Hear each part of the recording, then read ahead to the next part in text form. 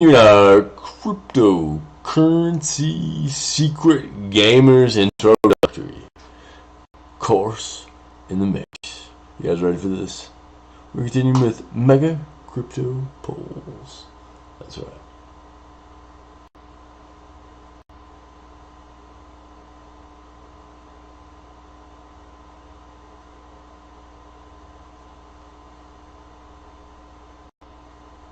In order to play Mega Cryptopolis, you are required to have the MetaMask extension installed in your browser. This will allow you to log in and keep your game assets securely in the Ethereum blockchain. If you already have it, just unlock it and start the game.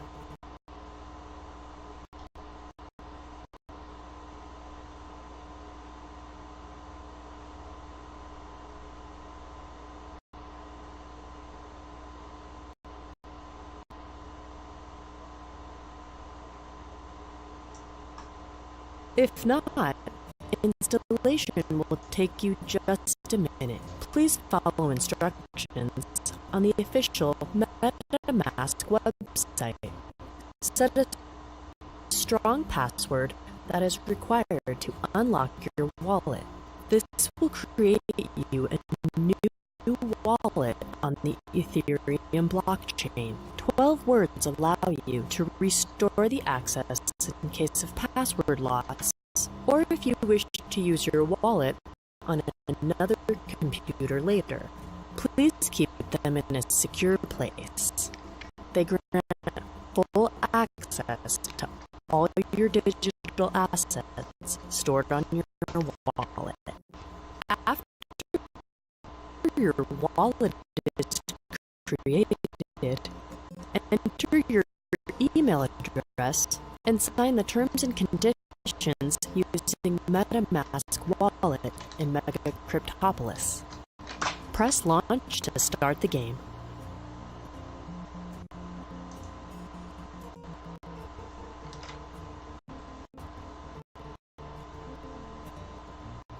Playing Mega Cryptopolis requires some Ether in your wallet. You can transfer it from another wallet or get an exchange. Choose your block of land on the decentralized city map and press the Buy button to sign the transaction on the Ethereum blockchain. The transaction needs some time to be included in the block. For that period of time, all the blocks that are influenced by your one will be marked as pending, so no one can buy them until your transaction is minted in the blockchain and all neighboring blocks' prices will rise.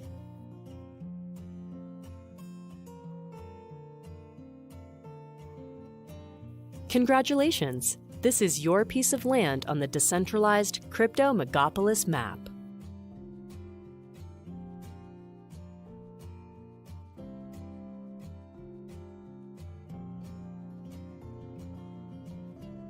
Explore the huge city map with so many rivers, lakes, islands, parks, and resources. Discover new districts that are the older and larger siblings of the blocks featured on the game map. Some of them may be available for sale. Being a district owner grants you revenue share from all the players' activities within its blocks. Initially, all the districts are sold on auction. Make your bid, and if no one beats it within the next few days, the district is yours.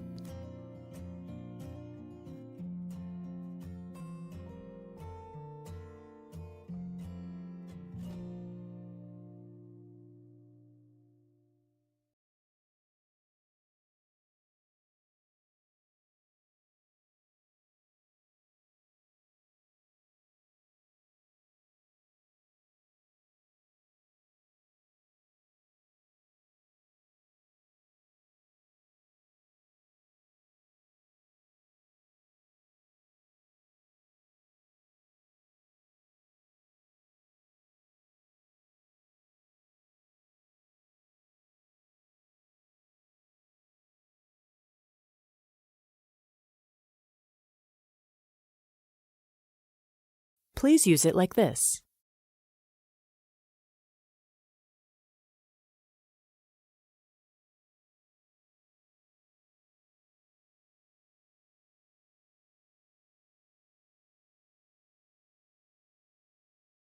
will be constantly changing, and there will be unlimited possibilities in the world of one game. Well, to make it short, so right now we are working very hard, to deliver the product. The first version of this, our product will be in the form of a sandbox game, and the test version will come out between July and August. And right now we are doing token sale. That's why I am here. Okay, let me also talk about my team. So I had mentioned that we are based in New York. So before we were doing this project, the company's name was Mukuni LLC. Basically, Mukuni Studio or Mukuni Games is a New York-based game studio. We had been developing video games for multiple years, and our previous projects were featured in Google App Store, Apple App Store, multiple times, and we had accumulated more than 10 million downloads in our earlier products. So one game is our newest project, and it's very exciting that we are for the first time we are going to build a blockchain-based game. So I mean, yeah, I wish that in let's say 5 years, 3 years, we can use one game as as a product to change the world. That's my goal. Very interesting. So you said that there will be gamers, there will be content creators, and this project seems very, very complicated even without blockchain. So how many people do you have working on this, and what is it, like a 2D? Is it a 3D? Is it virtual reality? What kind of interface do we have to this game? Sure. So if you check our website, we have a very early stage demo ready. But basically, you were right. This project is complicated, even without blockchain. You can think it of as something like Second Life or Minecraft, but we added the blockchain feature. And right now we have 8 people team. We have eight core team members, and we also have some part-time team members. So luckily, our team is our team is an army of experienced game developers and software engineers. So we had experience building games. Yeah, but still, this project is complicated. It needs a lot of hard work to deliver the product. And what kind of experiences can people have in the game when it is released, as you say, in version 1? What can you do there? Can you, what is it quest? Is it just hanging around in a sandbox? Is it any specific goal, or is it just a world where you kind of decide what you do yourself? Sorry. So you were asking about what will be the players experiencing in one game? Is that your question? What will the players doing? Do they do quests, or do they just go around and just hang out in the game, or do they have some kind of mission in the game? What is the actual? Why would people play it? Is basically my question. Yeah. Why would people play it? Sure. So basically, in one game, you enjoy from creating the world. Basically, when you come to one game, if you want to create some content, you can buy a land from a one world world center. After buying this land, it's owned by you. You can find some virtual properties from the asset store and buy some asset or get some free asset and deploy them onto your land. You can build your city or build your virtual thing using our game developers tools. But if you don't want to create any content, you can just browse in our world center. You will see virtual worlds created by other players, and you can play their games. And what's more, we also allow community-based collaboration between different players. So basically, I can buy land and you can buy land, and we can combine our land into a bigger one, and we can collaborate to create for example, a city, together. So this way, everyone. Let's see, is Pooh gone? I think we have some connection trouble in the live stream. Let's see if we can get Pooh back on the line. But basically, this is guys. If you haven't, go ahead and watch Ready Player One, the movie. So this kind of reminds me of that people have their own kind of. Let's see. Is Pooh back on the line? Yeah, sorry guys, some connection issues. Let me call him. Let me call him back. This is what happens when you do live television, by the way. There Hello. are errors. Sorry, I disconnected. Yeah, Pooh, what is going on? Are you back? Are you back? Yeah, I'm back. Your camera is not on. Let's see, where is the camera? My camera is not on? No. Yeah, guys, this is what happens when you do live television. Let's see. Come on, camera. Am I back? Camera. Yeah, you're back, but the camera. Yeah, camera's back. Okay, wonderful.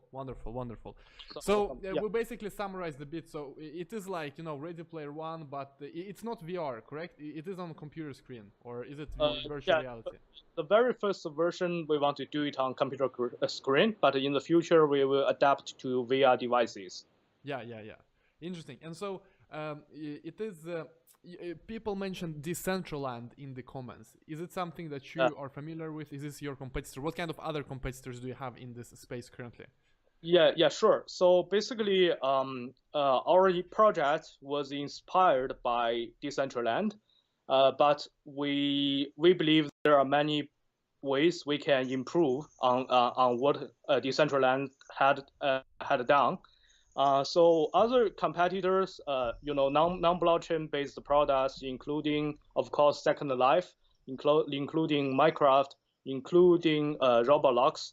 I would say those products are similar to what you want to do, but because game industry or game market is is very large. I don't believe we are really competing with each other. I think the only problem we need to solve is make the product solid and let players like our product. So we don't consider anyone as our competitor. But as I said, I mentioned Decentraland. So we are better than we want to be better than Decentraland in many different ways.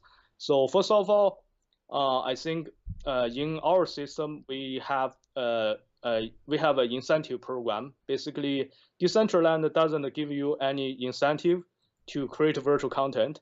Basically, what Decentraland is doing is allowing you to trade digital assets and trade land. But I mean, you need to spend a lot of money buying land, and after that you need to spending tokens to build your virtual content, but you don't really get any reward unless you want to sell the land. But in one game, yeah, we are different. Basically, we have an incentive program. We have 30% of all our tokens reserved to the content creators and players. Yeah, basically, it's built in the mechanism, in our token mechanism. And besides that, we also has decentralized governance. Basically, you as a player or you as a content creator are the owners of this platform. So Decentraland doesn't really specify how do they manage the platform, or how do they manage the community. Yeah, but in our white paper, it's very clear. It's a decentralized governance. And besides this, finally, I had mentioned that our product has a feature that we allow the platform to self-involve. Yeah, basically, we had borrowed this idea from the game Crypto Kitties. Yeah, you remember Yeah, that of course, game? of course. Yeah. So basically, we all the components, all the characters, we divide them into molecularized, pieces, and every piece or every component, we represent them with DNA genes, and we applied the theory of genetic selection, the genetic combination, to combine human input and the randomness of the mathematics in order to let the different components involve in our game. This feature is actually very important, yeah, because I mean, to build a virtual world like what you had seen in the movie Ready Player One, I mean, you cannot only rely on human input, yeah, because I mean, no matter how many developers you have, no matter how creative I mean those human content creators are, but there are always limitations. Only if we can combine human input and mathematical randomness, it is possible that you have a world that is complicated enough that can be more wonderful than your real world. Hmm. And so, why don't we currently see such games just without blockchain? Because obviously, by adding blockchain, it's much harder to achieve this. Is it because of there is no incentive structure, or why do you think people haven't yet, created these worlds, except maybe Minecraft? But I think your idea is a bit more complicated than Minecraft. Would that be correct? And why do you think we haven't seen such games flourish on the in the traditional space, centralized and without any blockchain? Yeah, because I think you mentioned Minecraft, right? So Minecraft, just like Decentraland, they don't have incentive program. Basically, if you want to play Minecraft, you can build for example, a mansion on your land, but you don't really get any reward from it. Basically, you build stuff purely for fun or purely to get people's likes. But in one game, we believe token or money is the best power to attract talents. Basically, people will put more time into the game if they get rewarded. Um, yeah, that's the first thing. Secondly, I think we really want to focus on the map editor or the game editor. So I think I mean Minecraft is I think I mean to build stuff you basically use blocks, and you build them I mean 1 pixel by 1 pixel. So but with one game we want the game developers tools or the map editor to be really easy to use.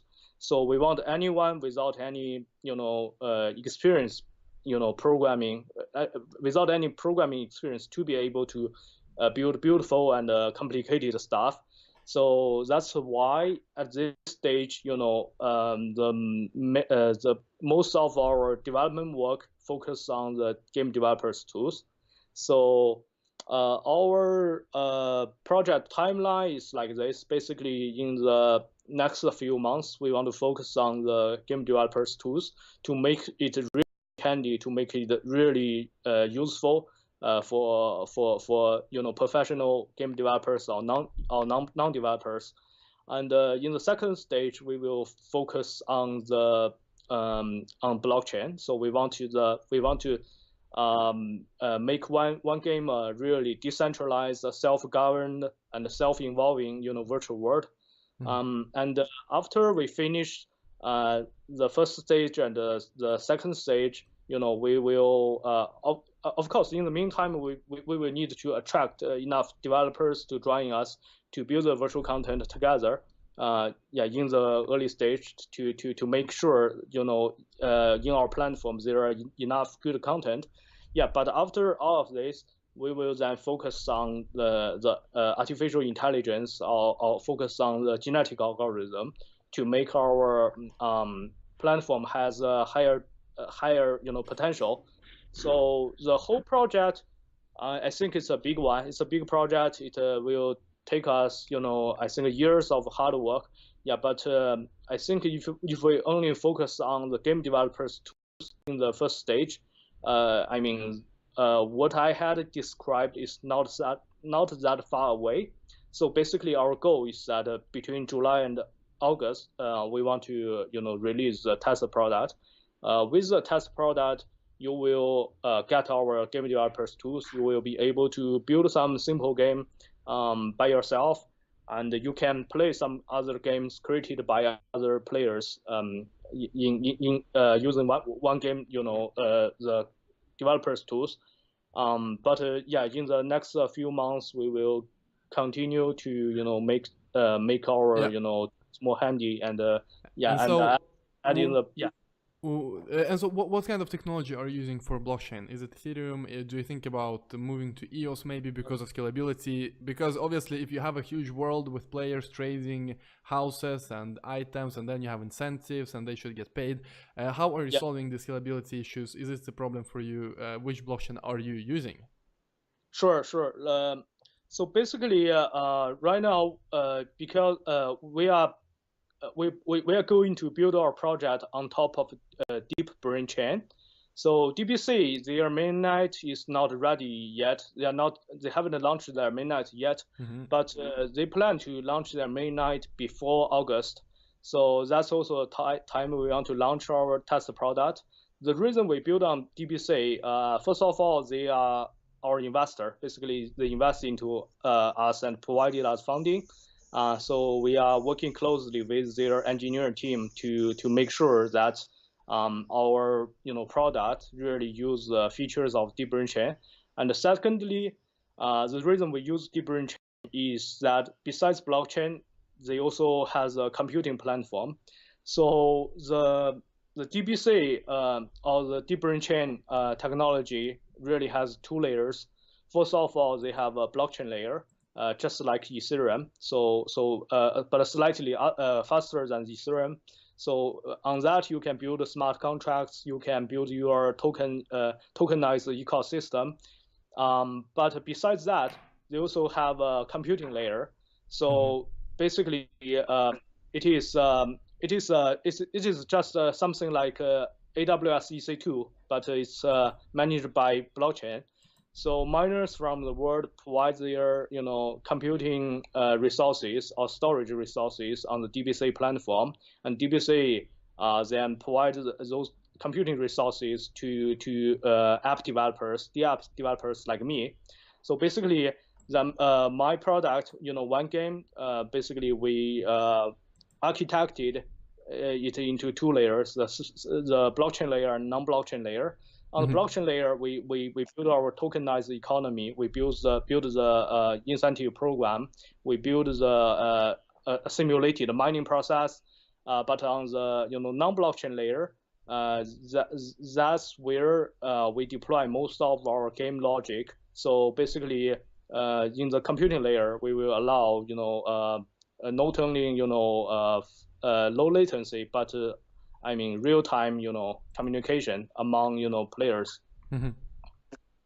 Interesting. And what kind of challenges do you have? I mean, obviously the technology is a huge challenge, and when you say 1 year, I mean it might very well be the case that you achieve this in 1 year, but I myself as a software developer, it seems just this enormous project that it might require more than a year for 8 people, but who knows, maybe you're able to achieve that. What kind of other challenges do you have except the technical challenges? Legal challenges maybe because of ICO. You said you are in China. Do you have a government going after you for doing the ICO?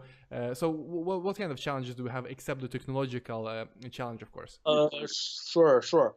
So first of all, our team is based in United States, and we registered our project in Singapore. So right now, yeah, I'm traveling in China. Yeah, first of all, because I'm Chinese citizen, but I live in United States. And right now I'm in China doing a roadshow to meet more investors. That's why I'm in China now. But I think that, yeah, of course, there are a lot of challenges. Besides the engineering challenge, I think one challenge is of course the funding challenge. Right now we are doing the ICO, but we just started, so we don't know whether we are able to raise enough funding. Yeah. So yeah, so but with our current current funding, we are able to at least finish a test product and deliver it on time between July and August. And besides engineering challenge and the financial challenge, you had mentioned legal challenge. I mean, yeah, because it's a tokenized ecosystem, and it's also a game. So ideally, we want anyone from the world to be able to get access to our product, to be able to play our game. But I mean, it really depends on how do we resolve the issues related to the law. So right now we are working with an attorney based in Singapore to help us, resolve this kind of issues. And besides all of this, of course, good marketing is a key for game product. I think, I mean, to solve this problem, first of all, I think our game studio, our company, is a mature company. We had built other products before, and we had a very good relationship with all the major app stores. So a lot of our earlier work was featured in different app stores. And besides that, we have some existing products, existing games, which still has a lot, active users. So after we have finished the earlier version of one game, we are able to put a banner of the new product in our existing product and get some traffic for one game. And of course, besides that, we also need to work with game distributors to let more people know about our game. And I think doing ICO and get our token listed in exchanges, of course, also help our project get more exposure. So, Pooh, we have discussed different aspects of your project. We've discussed a lot, the team, the idea, the challenges, also the kind of legal challenges that might arise. Is it anything else that you want us to discuss that we haven't? Have we forgotten anything? Do you want to bring up anything else? Do you think something else is important to talk about before we wrap this interview up? Sure. What's more important? I don't have anything in my mind. Yeah, do you have any I saw a questions? question in the comments. Yeah. So how can people be part of this? How can people participate in maybe building this? Help you guys? Do you have a community online? And how can people join you? Oh, sure. So if he is talking about investment, I think he can join our Telegram group and chat with some of our admins to discuss about the detail of our private pre-sale. But if he's talking about engineering or game development, I think we are going to open source our very early code, I think in a month. So, and he can also go to our website and read our technical documentation. So even though right now those documentation are not very well, yeah, but we are continue to make it more, complete. And after that, of course, after our SDK and our test version is released, he can play with it and he can build stuff on top of our, virtual world. I think, in the early stage, yeah, I think getting support from or or collaborate with more developers will be a focus of our team. Awesome. Well, I want to thank you very much for your participation, your time. Thank you so much for coming onto the show and explaining your project. And I also want to thank everyone who has watched us live. Thank you so much, guys. And we always enjoy your participation as well. So that being said, I'll see you all very, very soon. And Pooh, thank you so much for participation. I wish you a very good day and goodbye to you as well. Oh, thank you very much. So everyone, remember to check out our website and join our Telegram groups. You will see more updates from us. Thank you. Thank you, guys. Bye-bye. Hello world, it's Siraj, and CryptoKitties. Have you played it yet? It's this blockchain-based game that's gone viral. It sparked a global craze for collecting cartoon cats. We're going to cover how it works programmatically in this video. There's even a Chinese language mobile app which was just released, bringing the game to large parts of East Asia. Looks like the Great Firewall is not so great, huh? CryptoKitties is built on the Ethereum blockchain. At one point, it accounted for 1/3 of all transactions on the Ethereum network, which is insane. If and when the Chinese market for the game grows, it's not certain that the Ethereum network could handle that many users, but both the Ethereum and CryptoKitties team are working out issues of scalability currently. CryptoKitties are collective cats, like Pokemon or Beanie Babies, but unlike those collectibles, these cats breed. They can create offspring with unique DNA preserved in the blockchain. Over 500k kitties have been sold so far, and there are about 250k players with transactions surpassing $40 million. The rarest CryptoKitties have sold over north of 100k, and some are worth over 300k. The CryptoKitties code is open source. It's about 2,000 lines of code. The smart contract language of Ethereum, Solidity. Remember, this is all code that lives on the blockchain, so every node in the Ethereum network stores a copy of it. It's a lot of code, but we can go over the most important parts to try and understand how it works. So the way the game works is that it's a way for players to buy, sell, and breed digital cats. Every cat has its own unique appearance that's defined by its DNA. When a player breeds 2 cats, their genes combine in a unique way, and this produces an offspring, which a player can then breed again or sell. Cleverly, the code for CryptoKitties is split into several smart contracts, so it's not one giant, messy file with all the code in it. We'll see that there exists a subcontract called inheritance in the main CryptoKitty contract with a listing of all the contracts. Kitty Core is the main contract address that the app points to, and we can see that it inherits all the data and functions from previous contracts. We can walk through each of these contracts to better understand how they work. Let's start at the lowest level, Kitty Access Control, and move our way up. The Kitty Access Control contract manages the various addresses and constraints for operations that can be executed only by specific roles. There are 3 roles currently. These pertain to the creators of the game. They have special ownership and control over particular functions of the contract. It defines some function modifiers like only CEO, which restricts to a function so that only the CEO can perform it, and adds functions to perform actions like pause or release contract funds. The pause function is interesting. It allows the developers to freeze the contract completely, making it so no one can transfer, sell, or breed their kitties. It's probably not in their best interest to do that, but it's just something to note. Just because it's built on the blockchain, it doesn't mean control is completely decentralized. It's just made completely transparent in this case. When we move on to the kitty base function, we define the most fundamental code shared throughout the core functionality of the game. Where and how is our user data stored? What are the constants and the data types we'll use? What are the internal functions for managing these items? It first defines a kitty as a struct. It's essentially a bunch of unsigned integers that are its features. The genes represent its DNA, what it ends up looking like. Birth time tells us when the cat was born. Cooldown and block is the timestamp after which this cat can start breeding again. Matron and sire ID are the IDs of the cat's parents. Siring with ID is the ID of the father, and cooldown is how long the cat has to wait before breeding again. Lastly, generation tells us which generation the cat is of. We'll see that there exists an array of these kitty structs that were just defined. This array will hold the data of every single CryptoKitty that exists.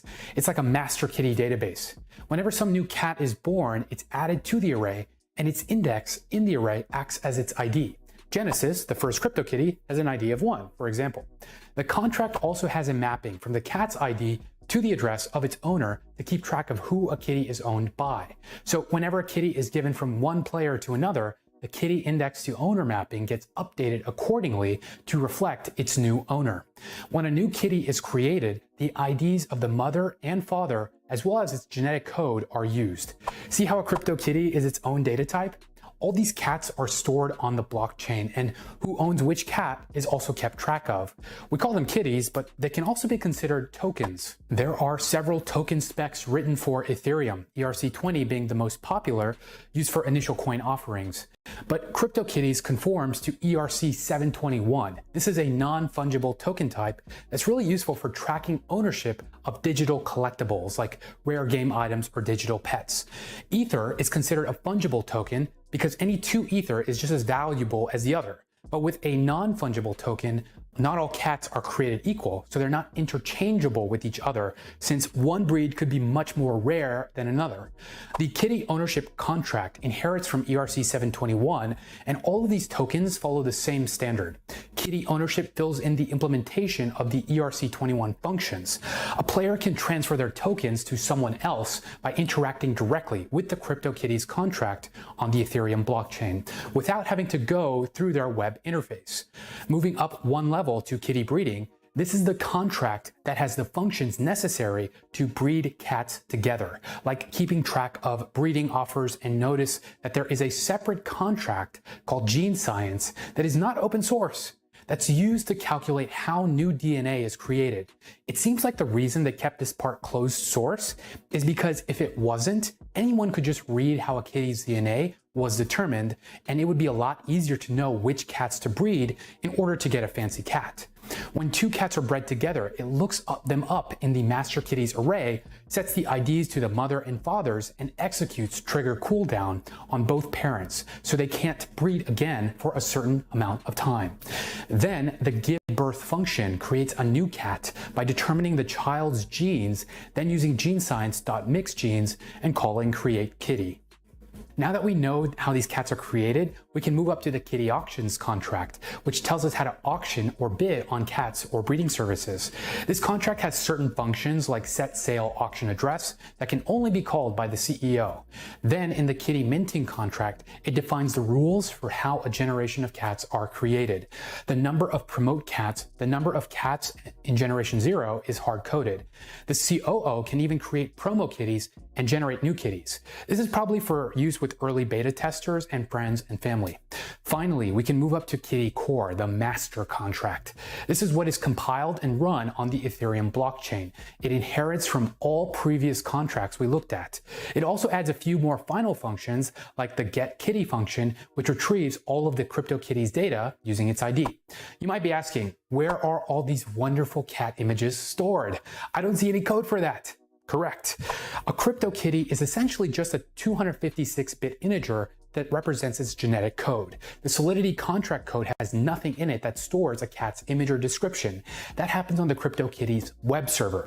This architecture choice was likely to avoid blockchain bloat. Storing lots of images on a blockchain is a bad idea. It could quickly add up to too much for miners to store on their local machines, and transactions could grind to a halt.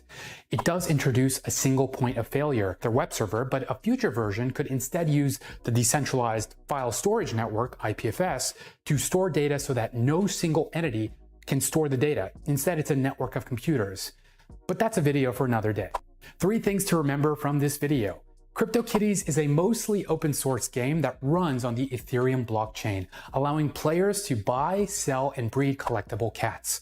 The code is written in Solidity and helps define functions for how cats are created, what their features are, and how a player can interact with them. And because the image data is stored on a web server, it's not completely decentralized, although IPFS could be a better alternative to that. Please subscribe for more programming videos, and for now, I've got to trade some cats. So, thanks for watching. What's up everyone, my name is Michael and welcome to Box Mining. So I have a background in the video game industry, and one thing I really want to see is the application of blockchain technology in video games. So why is that important? Why do I want that? It's because video games is all about items. You have your guns, your knives, your weapons, your pets, and even your gold. And these are all items, and blockchain is all about tracking items. And that is why it just seems like such a natural match. The thing is, right now we don't see a widespread adoption of blockchain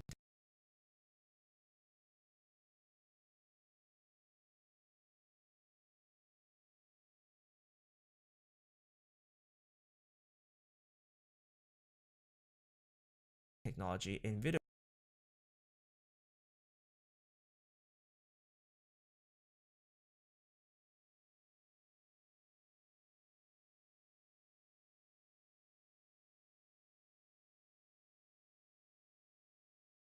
games. And I made a video about this previously about how we can try to grow this and use a project like Engine Coin to kind of go this from bottom up to get the communities to adopt blockchain and to force gaming companies to do that. Recently, JT from GameFlip called me and he proposed to me a different alternative strategy for that, and I want to talk about that in this video. So I do want to revisit why we even want to apply this in the first place. So if you look at a game like World of Warcraft, which I used to play, then you have a lot of items in there. For example, you have your gems, which are very valuable. Sometimes you have to fight raid bosses to get these gems. You have weapons, you have your pets, and when you leave that game, then you have a hard time selling those items for real cash. And the thing is, they are extremely valuable. So at that time, if you want to sell these items, leave the game, change games, it'll be really hard and you have to resort to the black markets. So these are people that are kind of dealing and selling items, but the thing is, it's not official and there's a lot of risk in doing so. There's a similar situation for current games as well. So for example, you have CSGO where you have expensive knives and guns, and you also have PlayerUnknown's Battlegrounds, which is also going the itemization route. The thing with these games is that they're on the Steam PC platform, and Valve, the company behind Steam, provides a way for developers to integrate and create items that can be sold on the Steam marketplace. But there are still two disadvantages. One is that they take a 15% cut of every item sold or traded. And another issue is, more importantly, is that when you sell item, you only get Steam credit, which means you can only buy future games with that and you can't trade that for real cash, even though it is exactly behaves like real cash. So again, if people really have a lot of items and they want to sell that for real cash, they have yet again resort to gray markets. So the thing with gray markets is it's vulnerable to scams. So one type of scam is the buyer scam, where the buyer buys a digital item. And the thing is, once they receive the digital item, they can go to the credit card company and say, hey, guess what? I never got the item. And can you issue a chargeback and reverse this transaction? The thing is, usually the credit card company will go to the seller and ask for a proof of sending the item. The thing is, because the item is digital, it doesn't have a tracking number. And in most cases, because the seller can't provide that tracking number, the payment does get reversed and the seller gets nothing. There's also a seller scam where the buyer pays money, but the problem is the digital item that is arrived or received isn't exactly the same item. So there's a lot of uncertainty and there's a lot of risks to using gray markets. The thing is, this situation is ripe for smart contracts, because you can write a smart contract such a way that it will only send the digital goods if the tokens or funds are received. And the thing is, because the transparent contract can be transparent, the buyer has protection knowing that they'll get the item once the payment is sent, and also the seller will have the protection because the tokens are not reversible. So this is a situation where we can eliminate risk and eliminate kind of this uncertainty in dealing with these item transactions. And we've been talking about the digitalization of real world assets for a while, but this is digital assets to digital assets, so it should be on a smart contract. The thing is, right now, this kind of system is not implemented because developers don't have the experience and they also don't want to take the risk in adopting such a system. That's why we see currencies out there trying to solve this issue, but we don't see widespread adoption yet. So this leads us to JT. So JT is currently the CEO of GameFlip and is currently running marketplace for in-game items and games. And previously he's worked for Area Games, which is a game publisher. And it's this experience as a publisher that's extremely important and pertinent to this idea. The thing is, publishers are responsible for funding game development and they really want to reduce risk. And that's why they're the ones that kind of are the gatekeepers and also the ones that kind of don't really want to adopt this because there's intrinsic risks in using blockchain for games and for games that their studios produce. For publishers to adopt this, they must see a reason to do so and they must see profits. So what he's proposing is that he's going to try to provide incentives and to build a system for the publishers for them already. And then with the incentives, they now have an objective and a reason to adopt the system. He's built up a team of gaming industry experts, for example, his co-founders from Area Games, but also he's got a bunch of advisors. Some of them are from Electronic Arts, Gree, we got Perfect World, and also Glue Mobile. So they got the connections to reach the publishers and get their attention. With the team assembled, he's trying to raise money through an ICO for the Flip token, and the Flip token will be used for game transfers and for item transfers, and also as an incentive to get publishers on board as well. So Flip is an extension to the Game Flip marketplace, but it's also a project by itself to convince publishers to adopt blockchain in their games. The idea is to reserve 40% of the tokens to be distributed to publishers to provide network growth.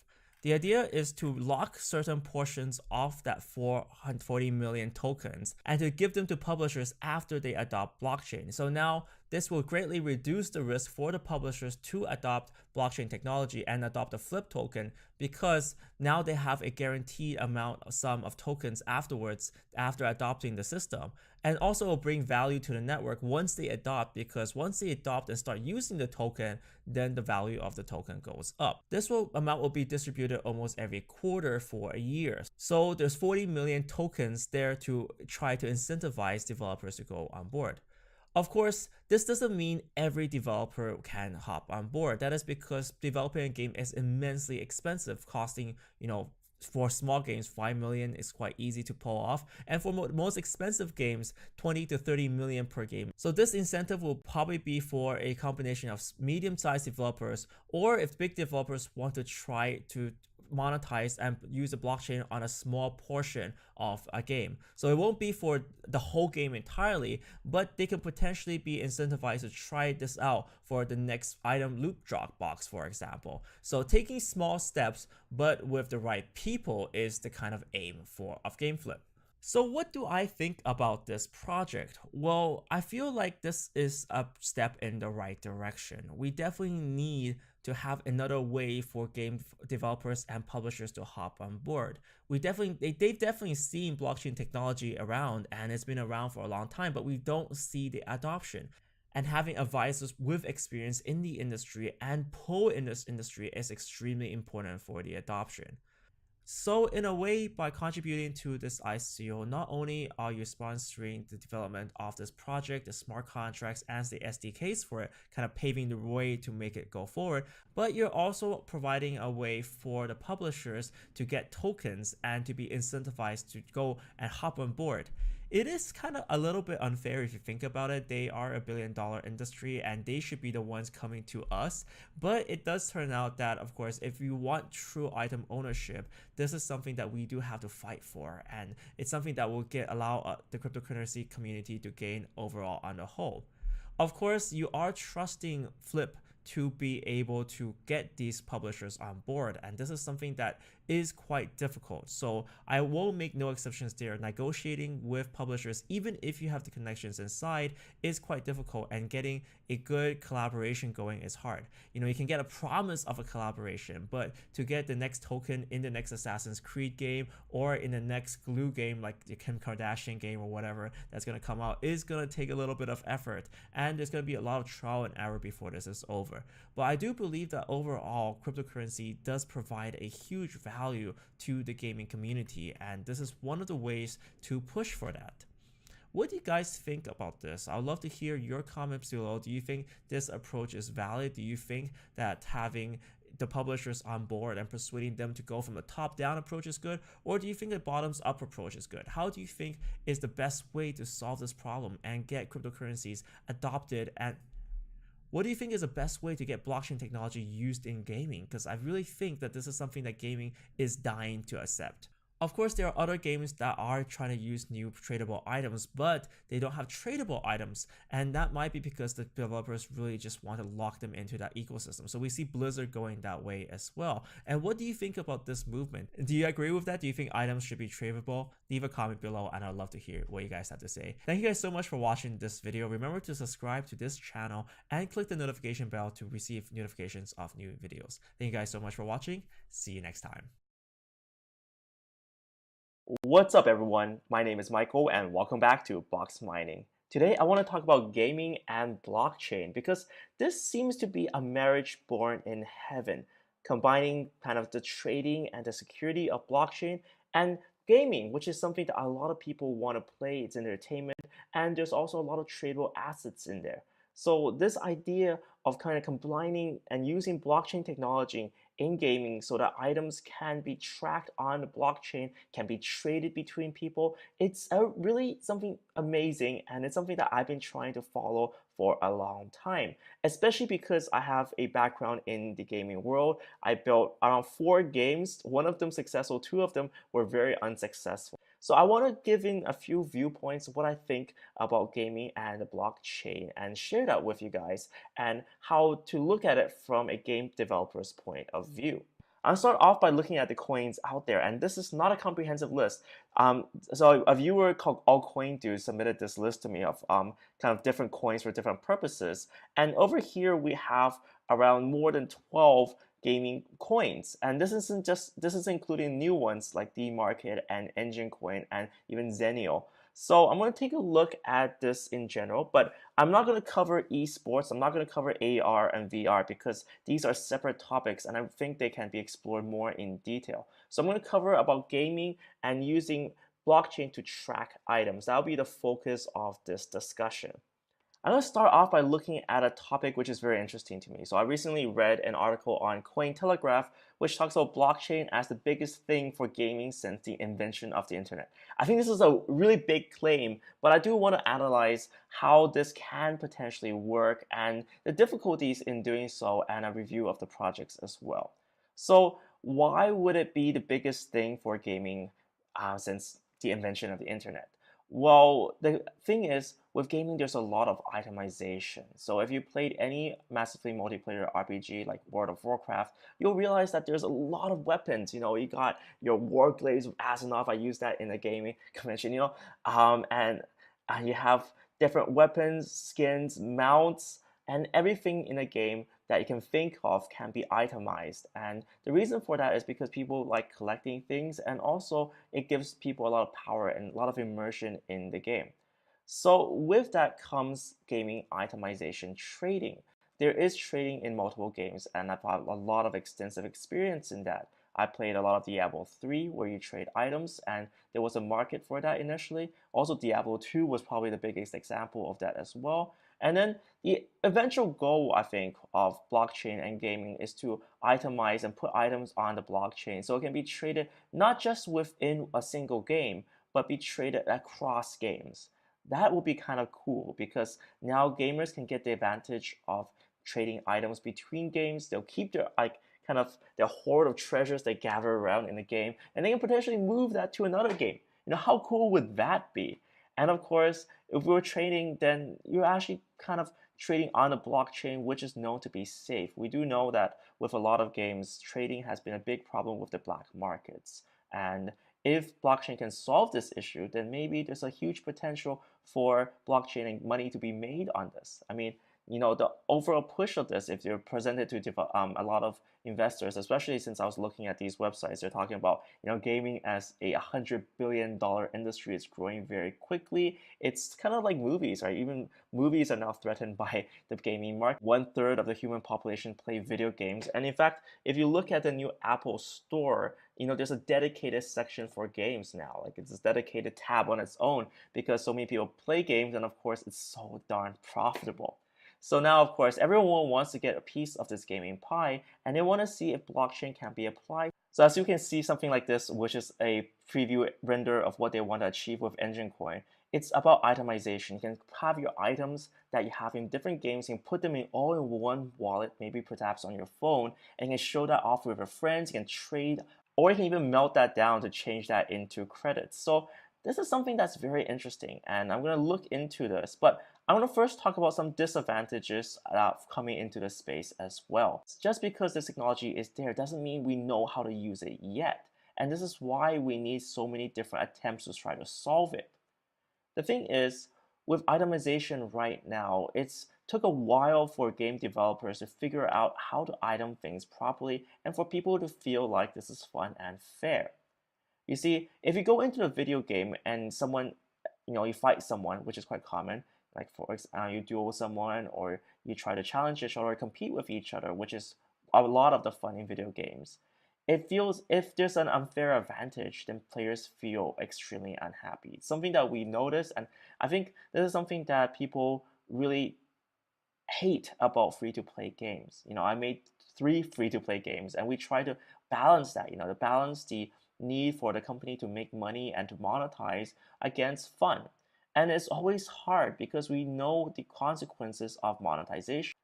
So why is this relevant? Why am I talking about free-to-play and itemization and value? It's because if you want to have something to have value, it's very difficult to make it have value without giving it an advantage or giving the player advantage if they use that item.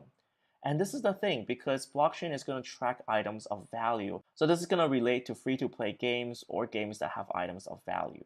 And this is why it's extremely important, because items of value that are tracked by the blockchain must be fair for the gameplay. And this is one of the major hurdles that game designers and developers have to overcome before making a very good killer game on the blockchain. Another thing that developers and game designers have to overcome is trading between games. Because right now we see very good games are made by companies, for example, Blizzard. We have Diablo and World of Warcraft. So even though we see that Blizzard has the capability of doing something like that, we seldomly see key items being able to transfer across games. And these are 2 hurdles that I think must be overcome before we see good blockchain adoption in video games. I really think that this is an area that needs blockchain and can be a great application for blockchain because of the way it tracks. So we're going to look now at how various companies are trying to solve that right now.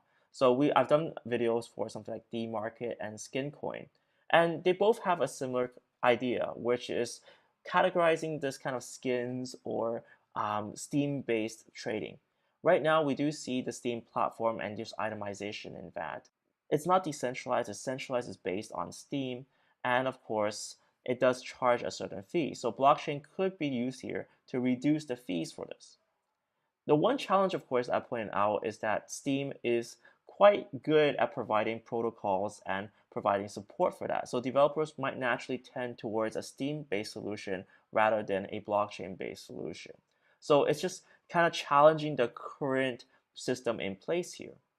And this is one of the reasons why I think it's going to be hard for these companies to fight if it's just on these grounds.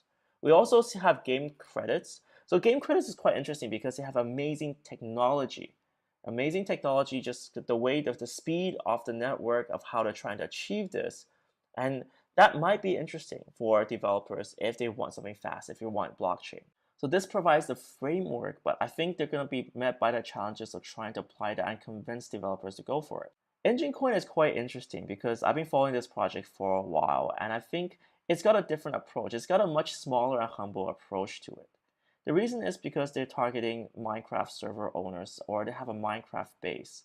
The thing with Minecraft, which is quite interesting, is that there are a lot of people who run private servers. It's like having your own economy, having your own world, and players come to that. So they started off with a Minecraft community focus, and they started building up a gaming community. And with that, because server owners need something special for their servers, they want something interesting, this actually might be a good application because this isn't just moving things between servers. This might be interesting because this isn't moving things between games. This is moving between the same game but by different server providers. So for example, you can have a themed Game of Thrones kind of server or a medieval castle sort of server, and perhaps you can move items or items of value between these servers. So this might be something that's interesting if they can get these Minecraft server owners who want to do something special with their server to apply different plugins that can enable these features. This might be good for both players and of course server owners. Players get items and have fun, and of course server owners get to monetize on that fun. The funny thing, of course, is that now free market can decide which server survives. If the server owners are too greedy, then of course players will flock to other servers. So I think this is maybe a humble and an interesting approach to kind of solving how to apply blockchain to gaming. The thing is, there are these problems, and by using a community-based approach, now community and server owners can figure out different ways to apply items and test them. And if they fail, then it doesn't matter that much. It's just a server. It's not a full game. This is very important because a lot of teams don't want to try very new things. As even indie developers, we want to try new topics. But if you want to apply blockchain to the whole game, it needs to change. It will change completely the way the game feels, the game is played, and it's a lot of risk. So by getting maybe Minecraft player owners or Minecraft server owners to try out and experiment things, we create a breeding ground for ways to apply blockchain technology to gaming. We've seen that with things in the past. For example, Warcraft 3 maps were this kind of breeding ground for new gameplay concepts, and that's what gave birth to Dota. So can Minecraft servers or different map owners or the community find ways to apply blockchain technology? I think this is one way to push it forward. I would like to see more blockchain-based things going towards that angle. I think Engine's got a head start in trying to get the community to design games around that. And hopefully we can get indie developers that are on mobile platforms to do this as well. Because I think this is a great way of pushing blockchain technology forward, getting gamers involved, getting games, fun games that are, kind of very small niche maybe at the start, and then growing that into a proper field. Because that's how game design works. It starts off small, it's these small little concepts that gets built up over time. It's all about moving that needle forward, the art needle forward. Starting with a little stone, rolling that up to a larger project, using similar concepts, building upon that, improving it each time, and then until some point we can see blockchain being applied to video games and items that can be traded on video games too. It's definitely a long road ahead. I'm not gonna kind of lie here that's going to be done overnight. The technology could be done overnight. We see this few ICOs pushing this technology forward, but it's going to take a while for game designers and the community to come up with ways to implement this, grow that up. But eventually, I think we can definitely make it to a point where blockchain can be part of gaming and where we can start seeing the benefits of blockchain technology in gaming and pushing blockchain forward through gaming too. So guys, what do you think about gaming and blockchain? Do you guys play video games? I'd love to hear the games that you play and maybe think of some ideas for games that use blockchain technology.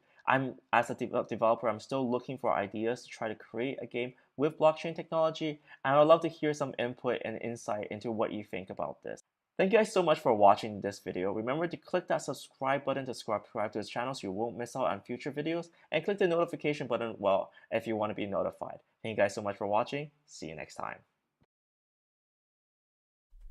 Hello everybody, welcome back for another video. Hope you are all doing well and that you are all having a great day. First off, this must be said, the opinions expressed in this video are my own and should not under any circumstances be taken as legal, tax, and or investment advice. Just had to say that. So also there are no paid advertisements in this video, as that's something that I just don't do. The point of this video is, as you can maybe tell from this article right here, it says Ethereum and EOS only have 8 dApps combined with 300 plus active users. This was actually, I think I may have spoken about this a couple of weeks ago. I may have just touched on it.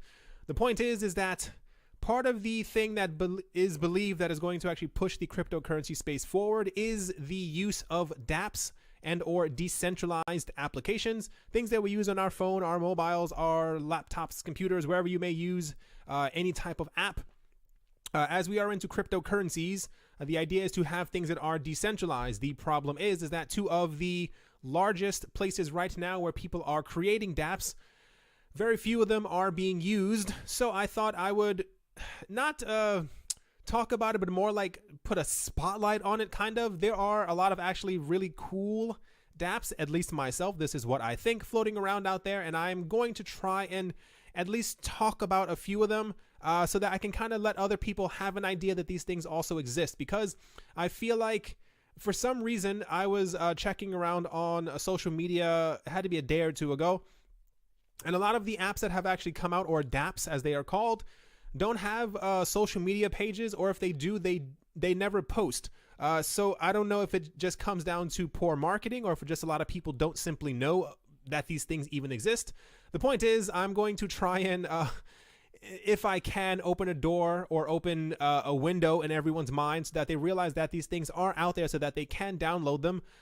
Typically, a lot of them are free. Some of them, depending on which app that you're actually using, you do have to pay, especially if you are buying collectibles. The point is, let's move on so I can kind of get going through with this. So, this video is going to be a bit unorthodox. There's not really a framework for me actually doing this. I just thought I'd make something like this because I think since we are in the cryptocurrency community, I think we also have a bit of an obligation, as it were, to actually look into and at least maybe start using some of these apps, especially if it's something that actually appeals to you. There's a list going around. It says 5 dApps on Ethereum that you should know. Once again, these are not paid advertisements. None of these are. I just thought some of these were actually kind of interesting. First one is a decentralized news network. The decentralized news network, often referred to as DNN, is a dApp on the Ethereum blockchain that distributes censorship-resistant and verifiable news. DNN ensures accuracy and transparency by giving incentives to writers, reviewers, and readers for carrying out required tasks. The dApp is focused on getting the factual content out and enabling the biases by filtering the information through the decentralized community. Another thing is, if you have actually used any of these, you may be one of the 300 people who's actually using one of these dApps. Let other people know if you have used them, what you thought about them, and if you can actually recommend any other dApps that are floating around out there, because I think, realistically, the amount that we actually use our phones and use the internet during the day, there must be at least 15 to 20 different dApps floating around out there. I think we have like thousands of them now that have been built on top of these platforms that have to be like something significant that people can relate to and or find something that they actually, maybe want to use on a daily basis. Next one is called MakerDAO. Maker is an organization whose mission is to unlock the power of blockchain to create economic empowerment. They set out to solve the volatility problem in the crypto world. People and businesses require a stable medium of exchange, and the current cryptocurrencies are too viable. Their solution is a cryptocurrency known as DAI. DAI is a decentralized stablecoin soft-pegged to the US dollar with smart contracts. They created a system to minimize the volatility of DAI and keep it at a 1-to-1 ratio with the dollar. This means one DAI will always be equal to $1 in reality. However, there are narrow fluctuations. Same exact thing with Tether. That is something that we have all come to accept when it comes to stablecoins. I've actually not heard a lot about DAI, which is actually kind of interesting, especially I think this list is maybe like a month or so, maybe a bit more old. Maybe it just hasn't really gotten off of its feet. It has to be listed on some sort of exchange. Maybe it's actually listed on a decentralized exchange. That might be exactly what it actually is. 10x, a lot of people must know about this by now. 10x is a platform to spend cryptocurrencies such as Bitcoin, Litecoin, and Ethereum anytime and anywhere. 10x has an app on Android and iOS that changes virtual currencies to the currency accepted by a merchant with real-time transparent rates and 0% conversion fees. The Android and iOS app make it possible to send and receive cryptocurrencies. It has a wallet that can store the major cryptocurrencies and issues a card that can be used to withdraw from ATMs. That is incredible. They have a partnership with Visa and are planning to get their banking license very soon. In April of 2018, 10x announced a partnership with Litecoin that aims to produce debit cards and spend Litecoin. I'm not exactly sure if that actually went through. Litecoin was having a couple of issues earlier this year. The point is, this could potentially also appeal to you if you have your own shop or own store or own restaurant or cafe where you've been thinking of trying to get cryptocurrencies accepted or accepting cryptocurrencies or allowing people to pay in cryptocurrencies. This could be something very significant for you. Even more so if you have been looking for a way to actually spend your crypto. This is one of a lot of people constantly ask how, I have the crypto, what do I do with it? And this is a seemingly good way. Like I said, if you have used 10x before or any of these other dApps, please let people know exactly what you thought about them. I think I've heard a couple of months ago 10x was actually quite big. I think a lot of people were actually using them. It could be because the market is down and no one's really looking to spend, as it were, their crypto. Everyone's waiting for the prices to go back up. But eventually, if we do end up entering a world where Bitcoin is in the 6 digits and people are looking to actually spend their crypto on a daily basis, 10x then could be for you. Next up is Gnosis, which actually also isn't in the news as much anymore. It says Gnosis is a prediction platform on the Ethereum blockchain. A prediction market is an exchange-traded market where people speculate about future real-world events, like presidential elections, commodity prices, etc. People who accurately predict the outcome of any set events are rewarded.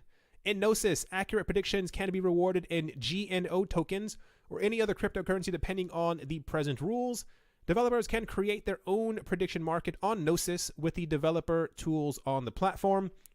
I think Gnosis was often compared to, oh gosh, what is it called? Augur. Augur was the other prediction market that was built on top of the Ethereum network. It is believed the entire reason why we have prediction markets, or rather decentralized prediction markets.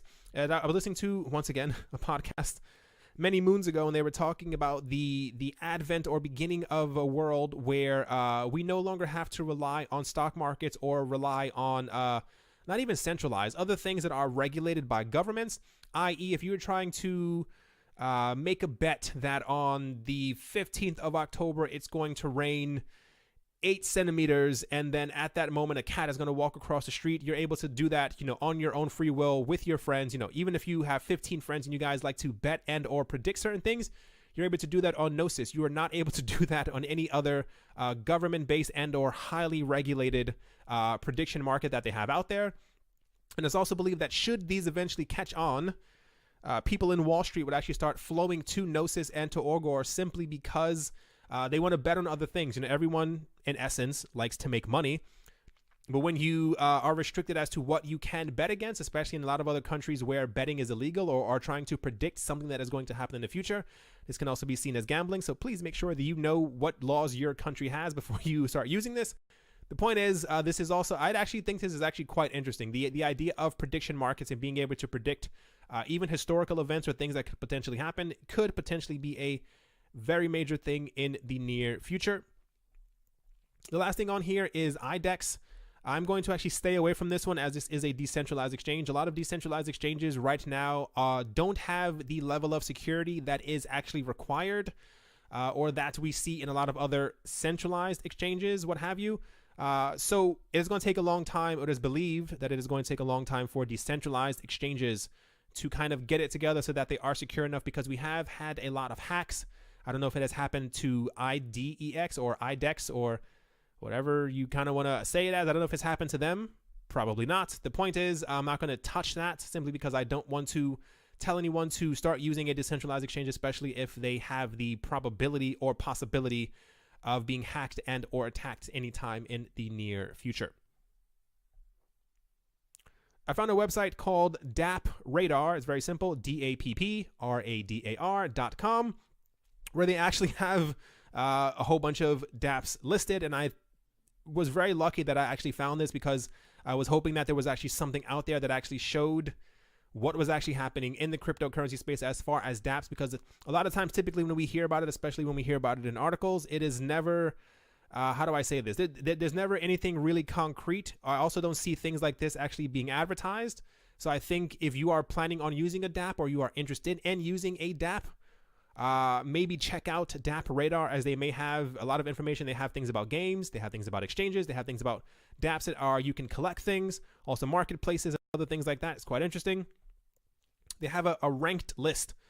I'm going to start out with the gambling dApps, simply because I think, me personally, that part of a large future of the cryptocurrency space is probably going to be gambling. For those who do not know, gambling is an immense part of the financial world, because a lot of people like to bet, they like to gamble, they like to do stuff like that. So there are a fair amount of gambling dApps out there. What's interesting also about dapradar.com is that they actually show you, it's kind of weird, how many users in the past 24 hours, the actual volume that's actually flowing through them. And this is kind of what this article over here was talking about. The amount of users in the past 24 hours is like 3 on this one, 290, 229. They're not the largest numbers in the entire world. Even the volume that's floating around, like this one had 1.7 Ethereum over the last 24 hours, which is not that great. Once again, to be fair, this could all be happening simply because, the market is down. There's maybe not a lot of interest flowing around out there. But like I said, what I've seen is that for some reason, a lot of these, I don't know if they're just focusing more on building up the applications right now, as opposed to actually getting people to use them or let people know that they're actually out there. Maybe, I don't know. I really honestly don't know. but I've searched for a couple of them, and they, for some reason, just don't have.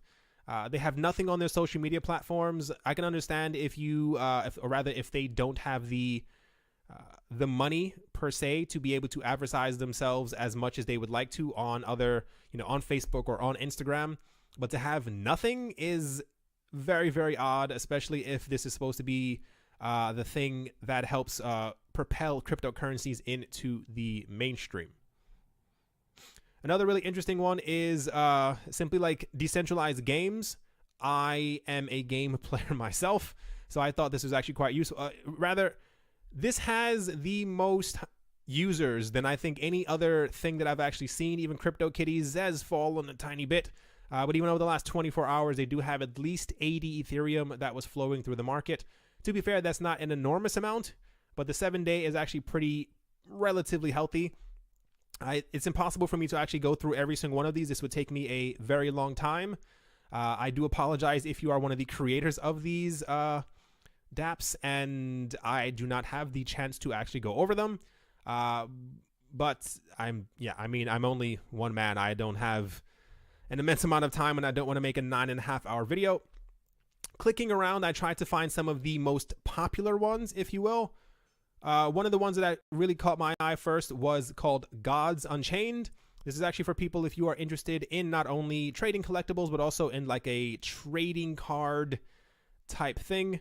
They have who their partners are and stuff like that. Like, I'm not going to go too deep in this. This is really just to let people know that these things are out there, that you have the possibility of using them. You can get into these things if you want. There are a lot of people who are into any type of trading card game. This actually looks very, very close to a number of other apps as well as Magic the Gathering. So this is also something I was looking through this website, and this is probably something that I think I would actually even use or download myself. I am actually heavily into video games and trading card games, so this is something, it's also beautifully made. I have not been able to click through every single thing in it, but it seems like you're able to not only collect them, but also battle with other people. I'm not sure if you get rewards after you actually have beaten someone. So I know a lot of people might not be into the, the elf, the goblin, the bird sitting on the shoulder type games, but there are a lot of people who are actually into these things.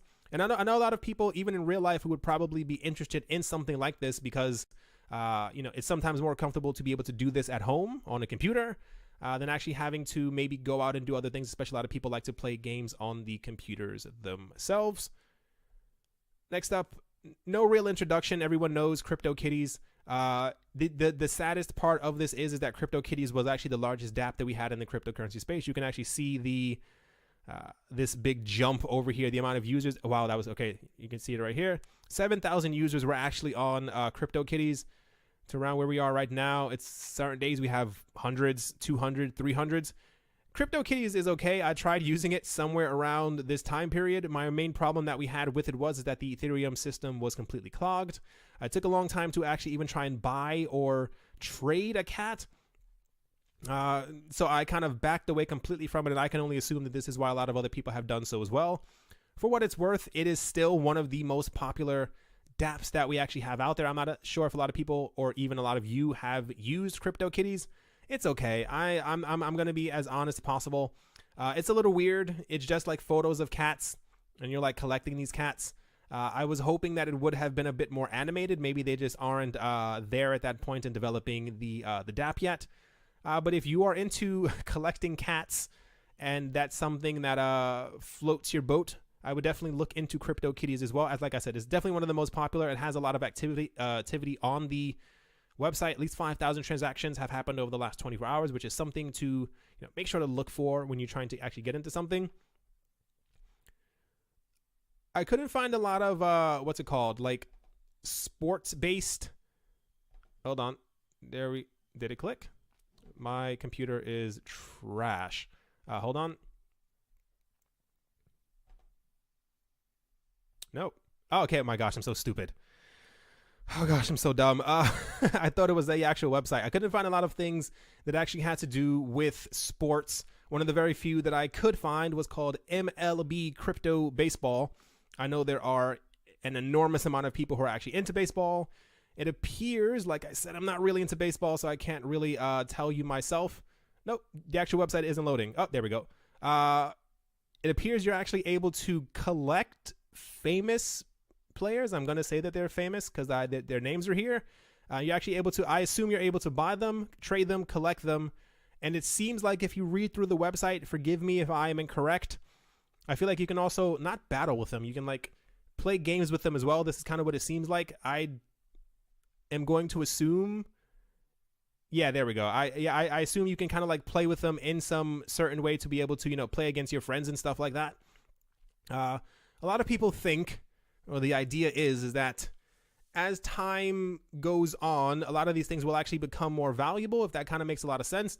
Whereas, like for CryptoKitties, one of the major things was that when the first generation of cats were born, if you kind of want to say it that way, that by the time we had like generation 29 or something like that of the cats that were being born, the generation 0 and generation 1 cats would then be the most expensive, as they were the hardest to find. So kind of the same exact thing. Also goes with this like God Unchained thing as well. If you read through it, I'm not going to click through the entire website. They actually talk about, I think what they actually have right now is their like first set of cards that have come out on the platform. And as time goes on, more sets will then be released. And, you know, should crypto collecting, digital asset DApp collecting really catch on, it could be that in the future that the first set of cards that are actually on this platform will become some of the most valuable, as if you are acquiring these cards, they are yours, same exact thing as in the, you know, the physical touching of these actual things. And should, you know, by the time the 5th or 6th set actually comes out for this, people will then be looking for these old cards, as they were the oldest and most, I think that's 146 ether for this card. That's a lot of Ethereum. So I think it's going to be the exact same thing for this. One can only assume that as time goes on, well, my computer has like the worst time loading this website, that as time goes on, as more people get into baseball, we get new players and stuff like that, I assume people will then be looking for these digital collectibles of these characters. I don't assume that they're like unlimited either. Typically what ends up happening is, if you have paid attention to any of the other dApps, they make them rare. Like they're not the, you know, there's not like an unlimited amount of them. This is why they actually have a cost, because there's only so many of them that are actually floating around. I spoke about Everpedia before, I think actually in maybe one or two other videos. The point of it is, it's pretty much a decentralized Wikipedia. You can actually become an editor on yourself. I think you actually receive Everpedia tokens by creating content. This is actually one of the largest dApps that we have right now. I think there are actually millions of users or something like that who are using it or have used it. Don't quote me on that exact number, but it's incredibly popular. I know it's only going to become more popular as time goes on. If you are a, how do I say this? If you are a writer, or you like to create content, or you like to just create Wikipedia articles, then I would probably switch over to Everpedia, because you'll actually be able to be paid for your efforts. Everpedia is expected to become one of the most important dApps that we have in the entire cryptocurrency space, simply because this will actually give access to a lot of people who have or are living in countries where crypto is restricted, i.e., you know, or rather news itself. There are a lot of governments around the world who do not like their citizens to know about things, anything that the government does not deem fit.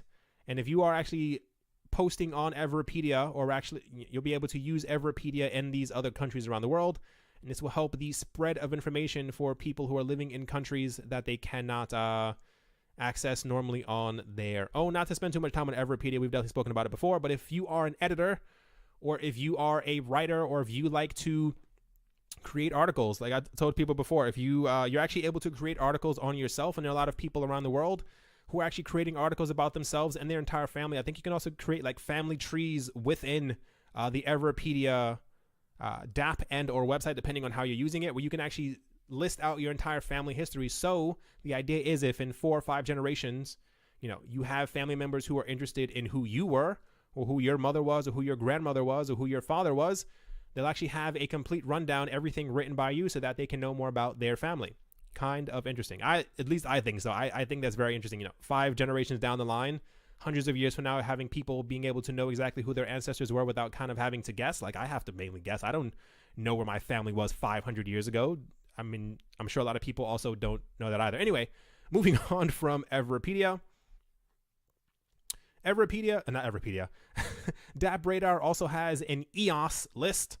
EOS has a bit more activity, that might be an understatement, than it actually does on the Ethereum side. Like certain things actually have like 700,000 EOS that are floating over through the last 24 hours, and that's 22% down. So one can only, that's actually 270% up.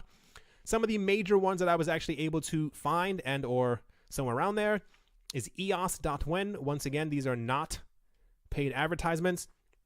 I haven't actually used any of them myself just because I don't really gamble. I'm going to throw that out there. But it seems relatively transparent. It shows exactly what's going on. You can see all the transactions that are actually flowing through it right now. Like I said, I know a lot of people like to gamble. I know a lot of people like to get into the gambling game. And especially realistically, I know it'll appeal to a lot of people, especially if you can just be at home and be able to, you can do this by yourself and be able to potentially win cryptocurrencies. It's also kind of interesting. Another one that I found that was also very large is called EOS Bet. Once again, another betting platform. What I think is interesting about this, and I tried searching around for it at least 15-20 minutes, and I couldn't really find a lot of information. As far as I know, that on Ethereum you have to pay what's it called, like gas, like transaction fees, if you will, every single time that a transaction actually happens on the network. This is why we need these updates on Ethereum, at least at the time of me making this video, in order for the transaction to kind of go through smoothly and or quickly. But on EOS, there are no transaction fees, and this may be why there's like a lot larger volume flowing through the actual thing, simply because I think you can actually maybe do it a lot quicker. I'm not exactly 100% sure, but I know there are free transactions on the EOS network. So the other large one that I found was EOS Bet. Once again, I'm actually kind of interested in using a couple of these. I might even do like a bit of a follow-up in a couple of weeks or something like that after I've used a couple of these myself. Just to, I want to see exactly if they work, how they work, if they're working really well. Just so I can maybe even recommend a few more of them, because I think it's actually a shame that none of these are being used, or like very few of them are actually being used. I feel like on a daily basis, we should, at least maybe be using some of these, especially if you are into a coin or a cryptocurrency that does have, if you're into a crypto that has a platform that does create dApps, maybe start using some of those. That's not me telling you to like explicitly use them, but maybe look into it, see exactly if it's something that could benefit you. If you're playing a game where you are rolling dice, or you are playing some type of casino game normally on your phone, why not potentially do it on a blockchain or from a coin that you own? Or maybe even a lot of these also have ways that you can actually bet and then also receive cryptocurrencies after you've won. That could be kind of nice, making some money as you were on the train. One of the last largest ones was called EOS Nights. It's also something that looks potentially interesting. Not exactly sure how any of these works. It is actually available on the Google Store and the Google Store, the Play Store, and also the Apple Store, which is great because available soon. Sorry about that. A lot of them are usually only available right now on the Play Store. I mean, this could be another reason why a lot of them aren't really that used. I know a lot of people have Apple phones in the States, so I guess if there's like a bit of a restriction, that could stop a lot of people. The point is to kind of end it here, more or less. I know the video was a bit unorthodox, but I sat here and I was like, it's kind of a shame that we have like actually thousands of dApps that are out there, potentially anywhere from 20 to 50 million people who are actually into crypto and into the cryptocurrency space right now. And even more or less, I'm going to assume out of those 20 to 50 million people, that at least 100,000 people around the world are into video games and or gambling or into some other type of thing that, they could definitely find a type of dApp that is for them. Hope you all enjoyed. Once again, if you've used any of these, tell me below. Tell other people, especially if you have liked them or disliked them. Be as honest as possible. People need to know what they should waste their time on. I might try and download EOS Nights. I might try and download, or rather use, Gods Unchained. And I might try and use some of the other betting ones just to see exactly if they pay out and exactly how useful they are. Once again, I hope you all enjoyed. Hope you guys are having a great day, morning, afternoon, and or evening. Wherever you are, wherever you might be, thank you once again for watching and or listening. Go out there and download some dApps. Maybe, like I said, I'm trying to make a follow-up video to tell you some of the best ones that I found. Thank you once again, and I'll talk to you all soon. See you.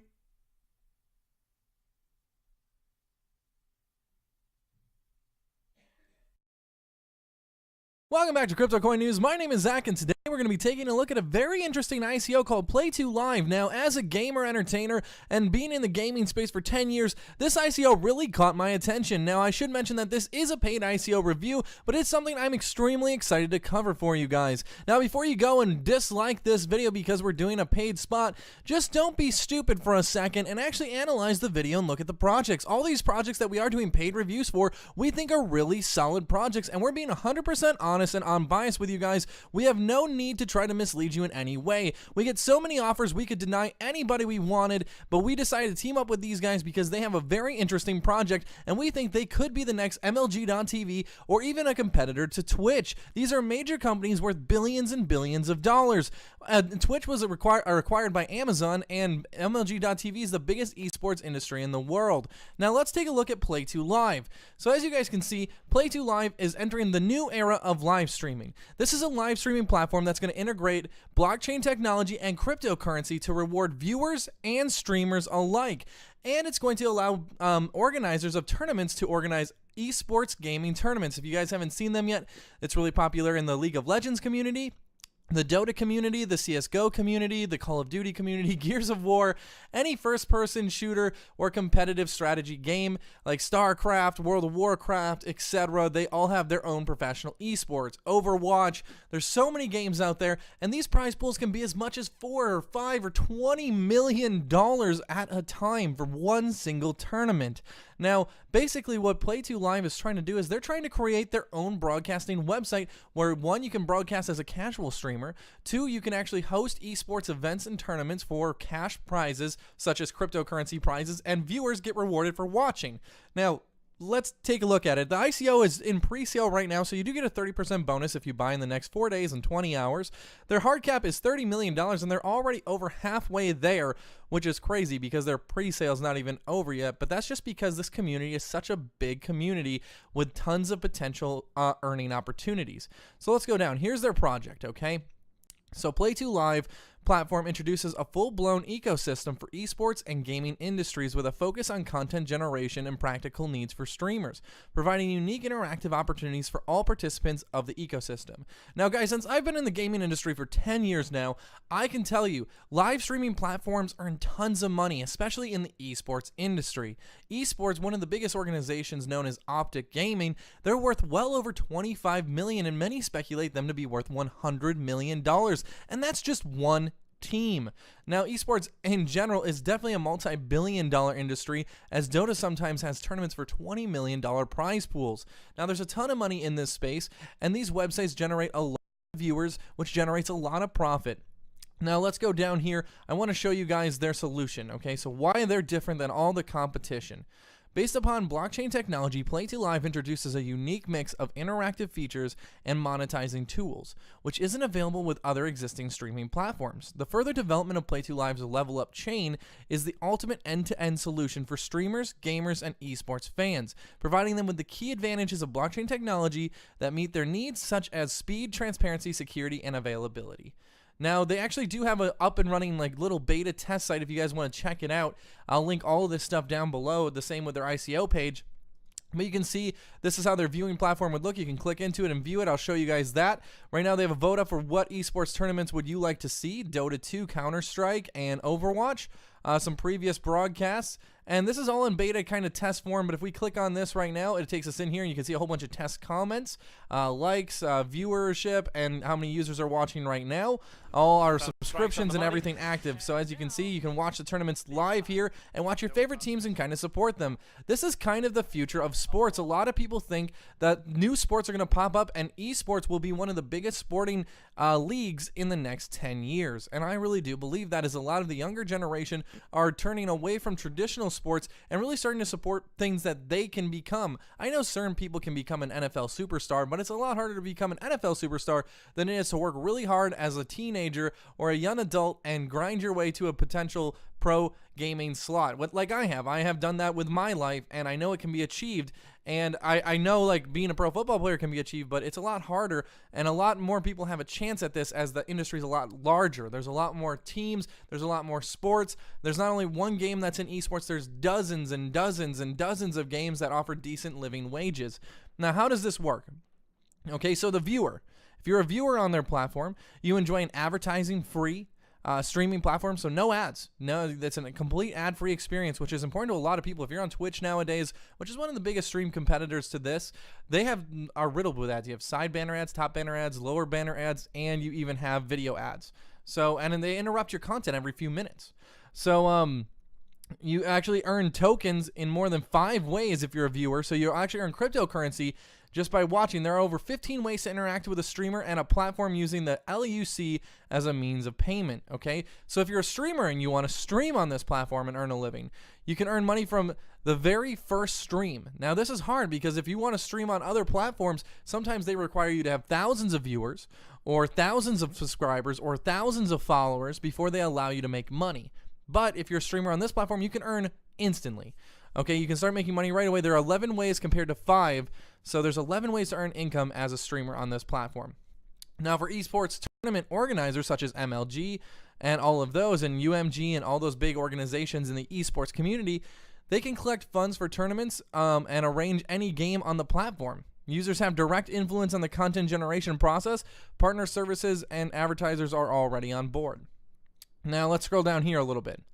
So viewers can enable advertising and support the streamer by watching it. So if you're a viewer and you really enjoy, say, watching me stream on this platform and you want to help me earn extra income, you can enable ads if you truly want, just for my streams. That will make me more income, and you'll actually earn rewards too in the form of cryptocurrency. So you as the viewer get benefited, and me as the streamer gets a benefit as well. Okay, viewers can watch streams and earn LUC by sharing their internet channels via the P2P CDN service easily from any device. Viewers can influence the stream directly due to the unique system of tasks featuring a streamer and a viewer. Users can determine the scenario of a stream and become participants of the show. So say I have an interactive stream going and you guys can pay X amount of cryptocurrency to troll me or make my time a little bit more difficult. You can make that happen, and it makes it for a really fun, engaging experience for the streamer because it would be unique every time, and a very fun, engaging experience for the viewer, which these are all huge benefits. We've seen other platforms try to do this in the past, and I think this is an amazing idea to bring interactivity with the people that watch gaming content and the people that produce gaming content. Okay, so game publishers can sell games via the platform and interact with streamers by offering proposals for content promotion. The transparency of interaction is ensured by blockchain. So you can, if you're a game publisher, you can put your game up on this platform. You can offer it to people to buy, or just maybe give away to certain streamers to help promote your product. Viewers are encouraged to become active users of the platform by earning a higher amount of LUC. Amateur streamers get ready-made mechanisms for promotion and marketing. So if you're a viewer and you come back often and you're very loyal to the system, you're going to be rewarded more. So there's going to be like a level up system, which is very, very, very interesting. Now let's look at how the model works. This is their economic model. Okay, so open market. So say you, the user, are ready to view a stream and you want to buy some of their tokens. Well, you send $5 up to the cloud, you get 100 tokens into your little wallet. Okay, so now maybe you're really enjoying watching one of my streams and you want to tip me 100 tokens. So how this works is your 100 tokens are sent up here, and I get 60% of those. So I get 60 of that 100, and the other 40% go to the operations fund, which helps reward users. Okay, so the 40% of every donation or every contribution will go to this cloud up here, allowing you as a viewer to get paid. So everyone that's sending donations in will constantly keep the operations fund fully funded. And with a fully funded fund, we're going to see people being able to get paid for viewing, for interacting, and just for contributing to the platform. And then they burn 80% of the leftover tokens that get up here. So they're just burning supply constantly, making the tokens even more valuable, which is extremely interesting. Okay, so let's go down a little bit more. Here's their team. All their team members, their CEO and founder has over 7 years of experience in esports. Okay, one of the trailblazers of esports industry in Russia. Okay, so this is a huge, huge asset to their team. Alexi has 7 years of esports experience, and esports, I'd say, has been around in popular markets for only about 4 years, but has been around for over a decade in total. So then their COO is a former director of esports, okay, so a former esports director, and then their CBDO is a former head of global co-branding and licensing, head of merchandise licensing, global, and Wargaming. Wargaming is a huge company, so this is a great asset for them to have. Now, if we go down a little bit, they actually do have a really big team, and you can actually view all of their team members here if you want to go all the way down to the nitty-gritty. But their advisor board is extremely interesting as well. They have Victor Martin, and a former world champion of StarCraft. So like I said, esports has been around a while. Yes, Blizzard has had their esports around longer than anybody, as he was the 1998 world champion of StarCraft. So they have him on as an advisor, a ex-pro esports player, which is really interesting that they're taking people like that into their advisory board, because those are the people that are the lifeblood of this community. And when you have lifeblood of the community in your pocket, that's really going to help you fuel your system. So if they just had a whole bunch of corporate suits here, I'd be a little worried. But they're bringing in some gamers and actually taking some advice from these guys that have been in the esports space as competitors, which they have, I think, a really good sight on what would make the esports industry better, because they were there as a competitor. And then they have all of us viewers that can give input on their social medias and on their platform. So they're going to take advice from the viewers and from ex-esports players. Now, they have a huge advisory board, guys, massive advisory board, and all of them are great professionals. You can even look at more of their board members and advisory board members here, and here's their roadmap. So this is kind of engaged off of how much they're going to earn. So $5 million was one of their lows. They're going to start development at $5 million. And then here at their core features development at $10 million, and then integration with partner services at $15 million. Right now, they're at this point already, okay? And their real sale doesn't even start yet. I think they're definitely going to hit their $30 million point here, their hard cap, and actually launch the broadcast of the most popular esports events. So how are they going to use all this money that they're raising? If you guys want to look at this roadmap, you can pause the video right now and go over everything. But they're going to try to get integration with external projects like Dota 2, League of Legends, Overwatch, CSGO, probably Call of Duty, Gears of War, all these other major esports. And then they're going to try to expand to different regions. Obviously, Asia is a huge market for this, but the United States is also a massive market for esports, and the UK. So those three areas are going to provide a lot of consumers for this product. But let's go down here. How are they going to spend all this money? Well, here's a little bit of their token breakdown here on how the sales are going to work. You can buy this in Bitcoin, Ethereum, Bitcoin Cash, Litecoin, Dash, and United States dollars. It's 5 cents per 1 LUC. Okay, so 5 cents right now. You get a 30% bonus, obviously, if you're buying right now than you would in a little bit. How are they going to use the funds, though? Okay, because this project is going to be expensive to get up and off the ground. Obviously, there's competitors in this space, so it's not going to be an easy task. Well, they're going to use about 20% of all funds raised for purchasing the rights to broadcast these esports tournaments. Now, this is going to be an expensive accusation because, this is going to be an expensive thing to acquire because, one, buying the rights to stream League of Legends and Blizzard games like Overwatch and then Dota 2 and to get into all these different esports, it's like buying broadcasting rights from the NFL, because these are pro organizations, pro leagues that you're buying licensing rights to, like how CBS, NBC, Fox, they all buy rights from the NFL to be able to broadcast the games, and those rights are expensive. Obviously, esports isn't as expensive as the NFL yet, but that's going to be a very expensive chunk. So I really much believe that this is going to be 20% of their earnings, which is going to be $6 million if they raise their $30 million. Negotiating exclusive broadcasting contracts with streamers. So this is another huge. So as a professional gamer, I've been approached by many platforms such as Twitch and etc. I can't say too many of the names to be an exclusive streamer on their platform, and they can pay $20,000, $30,000, $40,000 a month to some of these streamers. So they are going to need probably the $4.5 million that they're saying they're going to use on this budget to get some of the bigger streamers away from their current comfortable platforms and get them to start streaming here. With that 15%, they can buy esports organizations and have their players starting to stream and have them tweeting it out and making YouTube videos about it, and that's going to create a lot of attraction to this marketplace. And then it just creates a lot of word of mouth, which will create a lot of buzz here. We could really see this site take off with this amount of budget that they have allocated for getting streamers on. And then marketing, 10% of their budget is going to be used for marketing, which would be about $3 million. That's smart.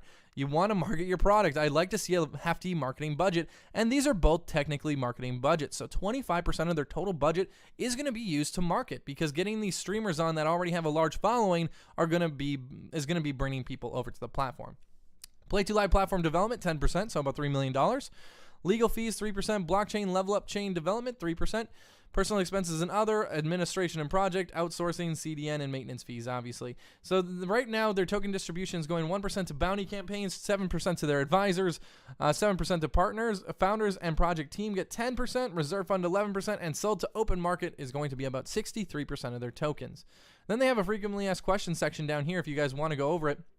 But like I said, this is what their platform looks like right now. This is obviously extremely early beta. Their token sale just barely started pre-sale, but this is really nice, and I like how it looks.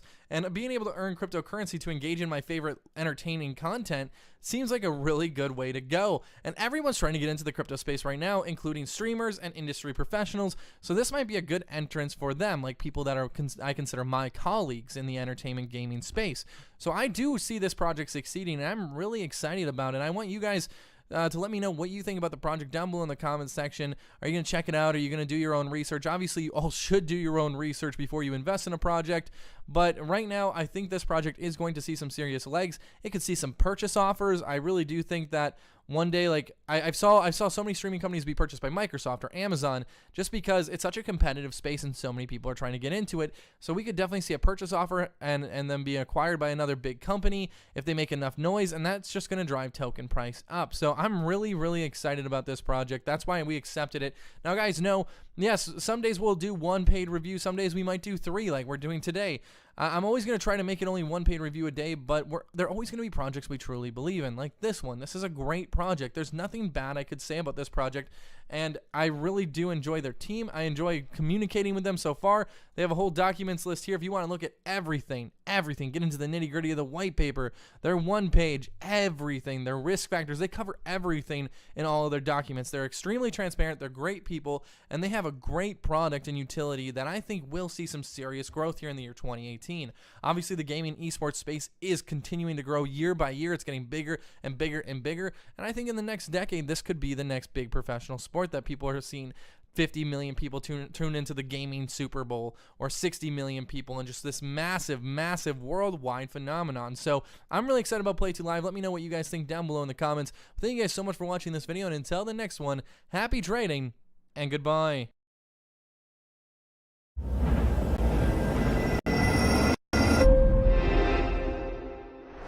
For the Love of God by Damien Hirst sold for $100 million. A De Kooning for $300 million. A Da Vinci for a record $450 million.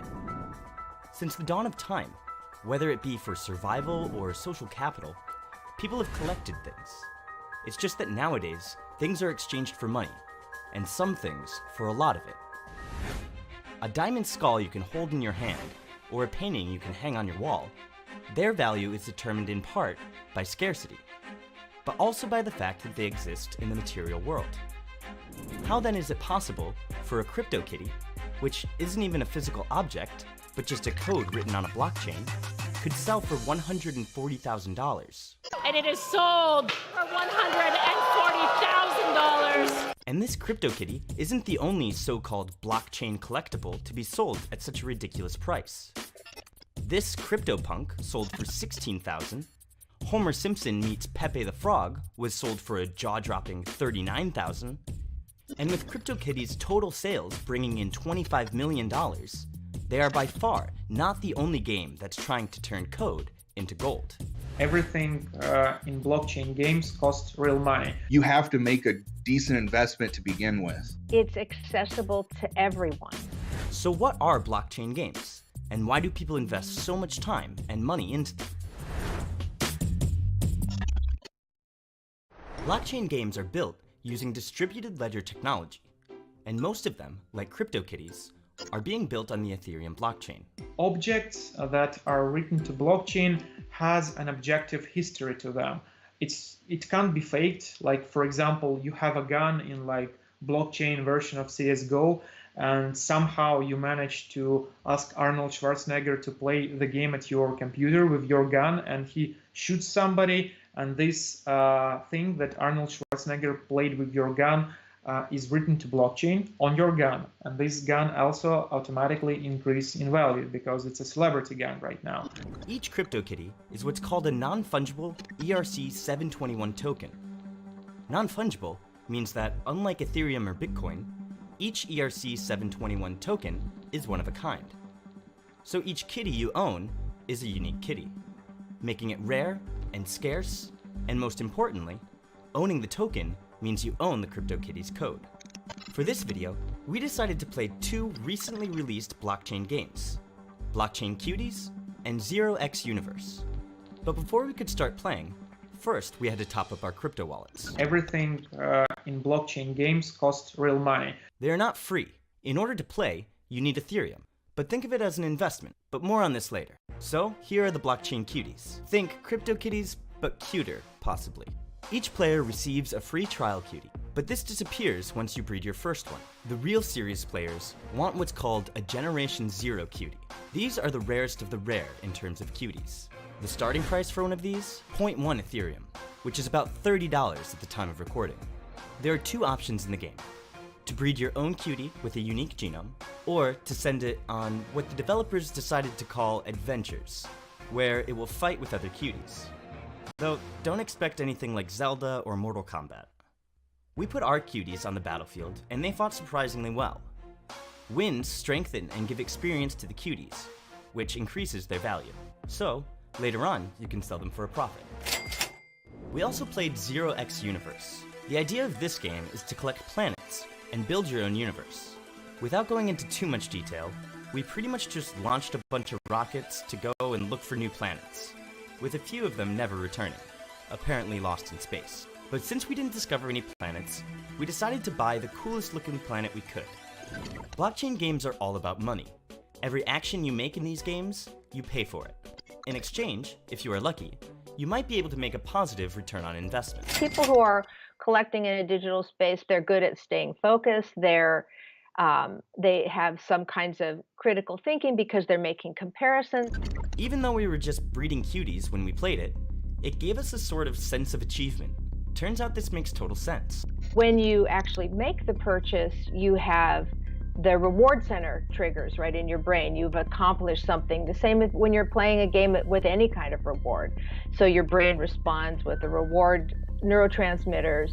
It feels good. So what drove players to these blockchain games in the first place? Blockchain games allow them to earn money. Average gamer is not like a gamer at all. It's more of a trader, usually a male of age 25-40. They can buy an asset, do something with it, and try to sell it for a higher price. I personally know a guy who made 40,000 euro by playing CryptoKitties in December. So if the average gamer is not actually a gamer, but really more of a trader, can we really call it a game? Well, the answer is both yes and no. And the breeding aspect is really interesting to me because, trying to decode the genome, it does require you breeding constantly to kind of get more data points to figure out how the genome works. And that portion, that puzzle of the game is one of the most intriguing things in blockchain cuties to me. But what really makes these games popular is the fact that these blockchain cuties, or kitties, or planets, or whatever else, they are essentially a cryptocurrency, which you can buy, sell, or hold. And as cryptocurrencies are extremely volatile, so are the games that use them. If crypto completely crashed to the ground, I would probably stop playing blockchain cuties. And that is what happened to blockchain games. Since the release of CryptoKitties in 2017, the number of daily users has dropped by 96%, from 14,000 to around 500 less than a year later. These collectible games obviously resemble gambling, and like a casino, the house always wins. There might be a few lucky success stories, But there are certain behaviors to watch out for. Electronic funds are quite hard to keep track of mentally for people when they're doing their mental accounting. When you then put that into cryptocurrency and you're gambling at decimal points, it's very difficult for individuals to really easily track how much they're winning and particularly how much they're losing. When it starts to become problematic is when people are gambling more than they can afford to lose, when it no longer is just a fun, entertaining leisure activity. But on the other hand, these games are about collecting, not about betting.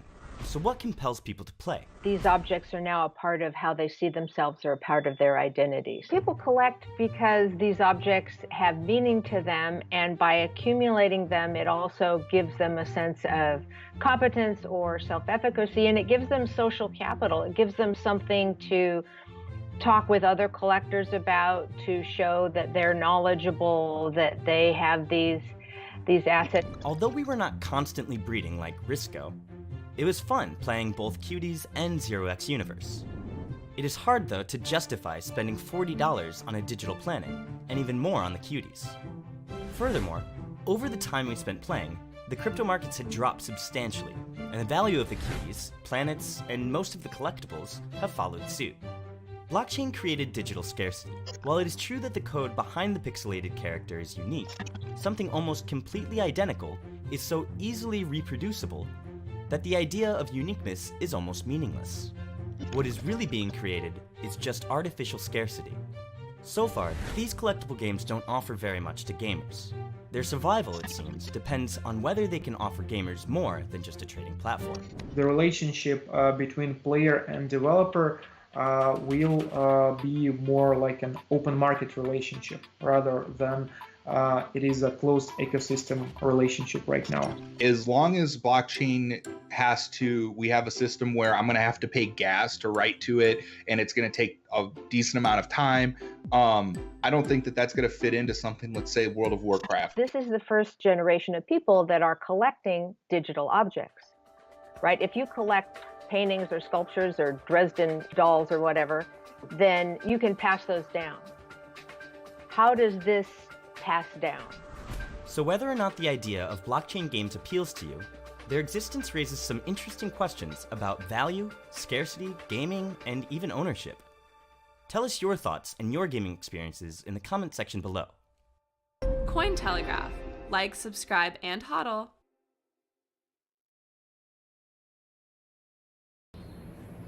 Hey guys, welcome to another edition of Crypto Corner. Today I'm coming to you from my temporary residence here in Thailand, and I'm going to be sharing with you a brand new video game. It's called Crypto Barons, and as you can guess from the title, it is related to crypto. In fact, they have their own native cryptocurrency inside the game, which you can, once you earn it, you can actually take it out of the game and you can exchange it for Ethereum or Bitcoin or another cryptocurrency of your choice. This is what makes it exciting to me. And of course I have questions, so today I'm joined by Chima Abafor, one of the main project developers and programmers, who is going to answer all of my questions, and he's going to give us a taster of the game to show us how do you play it, what the interface looks like, and what you can expect from this game, so don't go anywhere.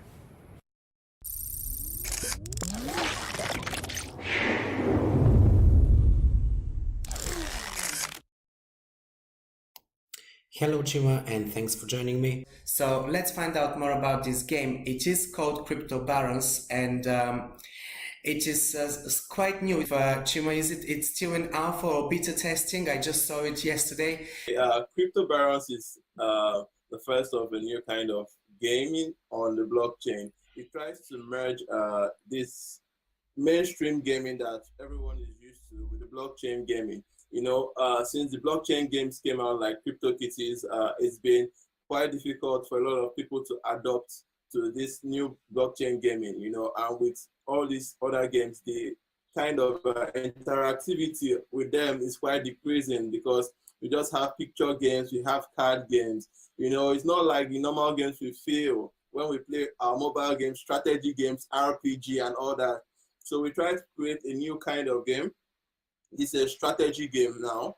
It's cross-platform. It plays on mobile, it plays on web, iOS, PC games. So the front end is developed with Unity, the back end is on the blockchain. So it makes it easy for mainstream gamers You don't have to use any plugin like MetaMask or Trust Wallet or any other plugins with the game. It has its own inbuilt wallet. You don't need to know about cryptocurrency. All you need to do is once the game is ready, you just download the game and you start playing, and you can start earning money quite easily. Yes, and it is based on the Ethereum blockchain, so it is it's using Ethereum tokens at the moment, and you also have your own token, which is the Baron coin, isn't it? Which is an Ethereum-based token. Yes, it's an Ethereum-based token. It's ERC20 tokens. Okay, for the game, we have two kinds of tokens that we use. We use the ERC20 token, which is the Baron coin. It's the in-game currency for buying assets. Now, these assets themselves, the assets in the game, like the players, the soldiers, the wall or magic potions, you'll be getting at ERC721 tokens called non-fungible tokens. These tokens can be transferred to other players, to other gamers. It can be used in different games. So it's what makes these games unique. You know, when you're playing games like these normal games, once you've played the game and you're done playing the game, you only have like the bragging rights. You can't transfer that gameplay to another person. You can't sell an individual player to another person. What you could only do is maybe you could sell your profile to another where you trade profile. You know, but with this game now you can trade individual assets. What makes it interesting? Let's say, for example, you're playing with your soldier and your soldier is in level 12. He has a lot of experience points. You could transfer it or you could sell it off to another player. You know, that's what makes it cool. You could even give it to your friend to play. So it makes this game very cool. Those ERC721 tokens is what brings the difference to blockchain gaming. How did you come up with the concept of the game, and how long did it take you to actually get it from concept to being a finished product? So this game is actually about development now. The game came out on the blockchain. It was CryptoKitties, blew everybody's mind. You know, everyone was buying and purchasing kitties on the blockchain. Yeah, that was last year. So we came up with, yeah, that was last year. So we were amazed with this new technology. By then, we had already developed a few applications on the blockchain, Switch Wallet, Thundernet.io. They do different things that I'll explain later. But we thought, okay, what could we do with the blockchain? Something that is interesting, something that makes it easy. Then we threw out a challenge, and one of the colleagues came up with the idea for the game. So at the time, it was going to be like a picture game or 2D game that you just play on the browser. But over time, we're changing the concept. We tried to now make it more like a 3D game, like what we have then, the CryptoKitties, using plugins. But we decided to remove these plugins. We introduced our own wallet into the game called Switch Wallet, which acts as the wallet for the game. So you don't need any extra plugins for this game. All you need to do is to just download it and you start playing. So it makes it easy for mainstream gamers to just play it on their PC without any idea of the blockchain. You know, the concepts of the blockchain just start coming in as you start playing the game. And you can also play it on mobile, I believe. You showed me on your mobile phone. So, we have the mobile version of the game. I could just quickly show you. Because I know more people that play games on mobiles today than on computers, to be honest. Yeah, mobile gaming makes up for a whole lot of the percentage of the gaming. I don't know if it's clear. Yes, we can see. Okay. So I just logged into the game on my mobile. So it's loading up the assets. So game instructor showing you things and all that. So it's quite interesting. You build your city, like you can see. You can build my cities. Then you can attack other kingdoms. You have place to attack and all that. So we have a lot of interesting features. You're also collecting assets, and in the beginning you are buying assets as well. How are you buying these assets? Okay, we have on our website we have a marketplace where we sell these assets. The assets, like I said earlier, on our ERC721 tokens. So once you buy them, they are mapped to your Ethereum address. Now the game works with your Ethereum address, which is created by the game. The game gives you an address. I mean, because if you're a new user and you're not familiar with blockchain at all, and you don't have cryptocurrencies, you wouldn't have an Ethereum address. So when you open the account with the game, you already have an Ethereum address. That's correct. That's correct. The game creates the Ethereum address for you, so you don't have to do anything of that sort. Creates the address for you. Then you go to the marketplace. Once you buy assets on our marketplace now, it automatically maps it to the Ethereum address created for you. So I can show you the demo of the marketplace. Yes, please. Assets. All right. So, okay. So this is our website, cryptobarons.io. I'm already logged in. So once I go to my profile, yeah, you can see here, this is the amount of Ethereum I have here. This is my Ethereum balance. This is my Baron coin balance. And what's good about this is actually live on the Ethereum blockchain. You can verify this on Etherscan. So, and this address was actually created by the game. So I will just do that quickly so that we confirm the balance there, and you'll see how it works. Okay. Go. Okay, so you can see my Ether balance here. Yes. This is it, and this is it in the game. So it's actually getting these values on the blockchain. Yeah, I transferred my Ethereum. I transferred some Ethers so that I can play the game. Okay. So if you don't have an Ethereum, what can you do? Okay, now you can pay with card. You can buy Baron tokens with card here. We have this demo here. Once you click it, it brings up this payment option for you. You put what's the amount you want to pay. Okay, and you make a purchase with your card. Yeah. So yes, so it's powered by Switch wallets. You can pay this amount. Okay, so that's very easy, and this is all done within the game. You don't have to go to a third-party service or anything like that. No. So, like, let's say you're familiar with Ethereum and all that, you can actually buy with Ethers.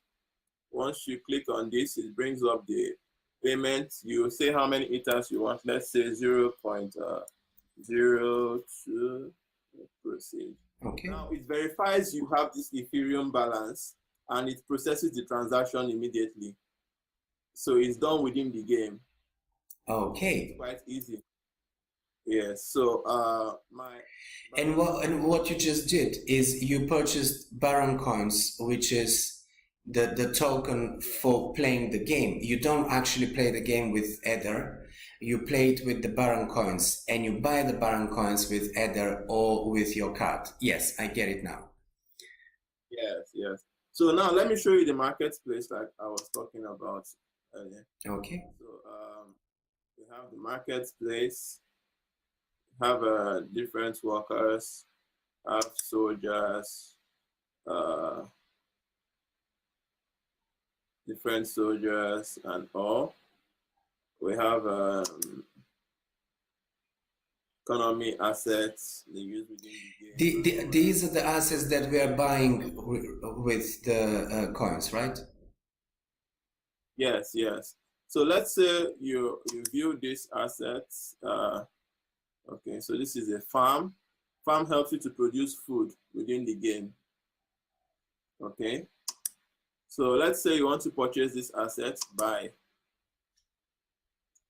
You put the quantity you want. Let's say 1. We're just testing this. Yeah, 1.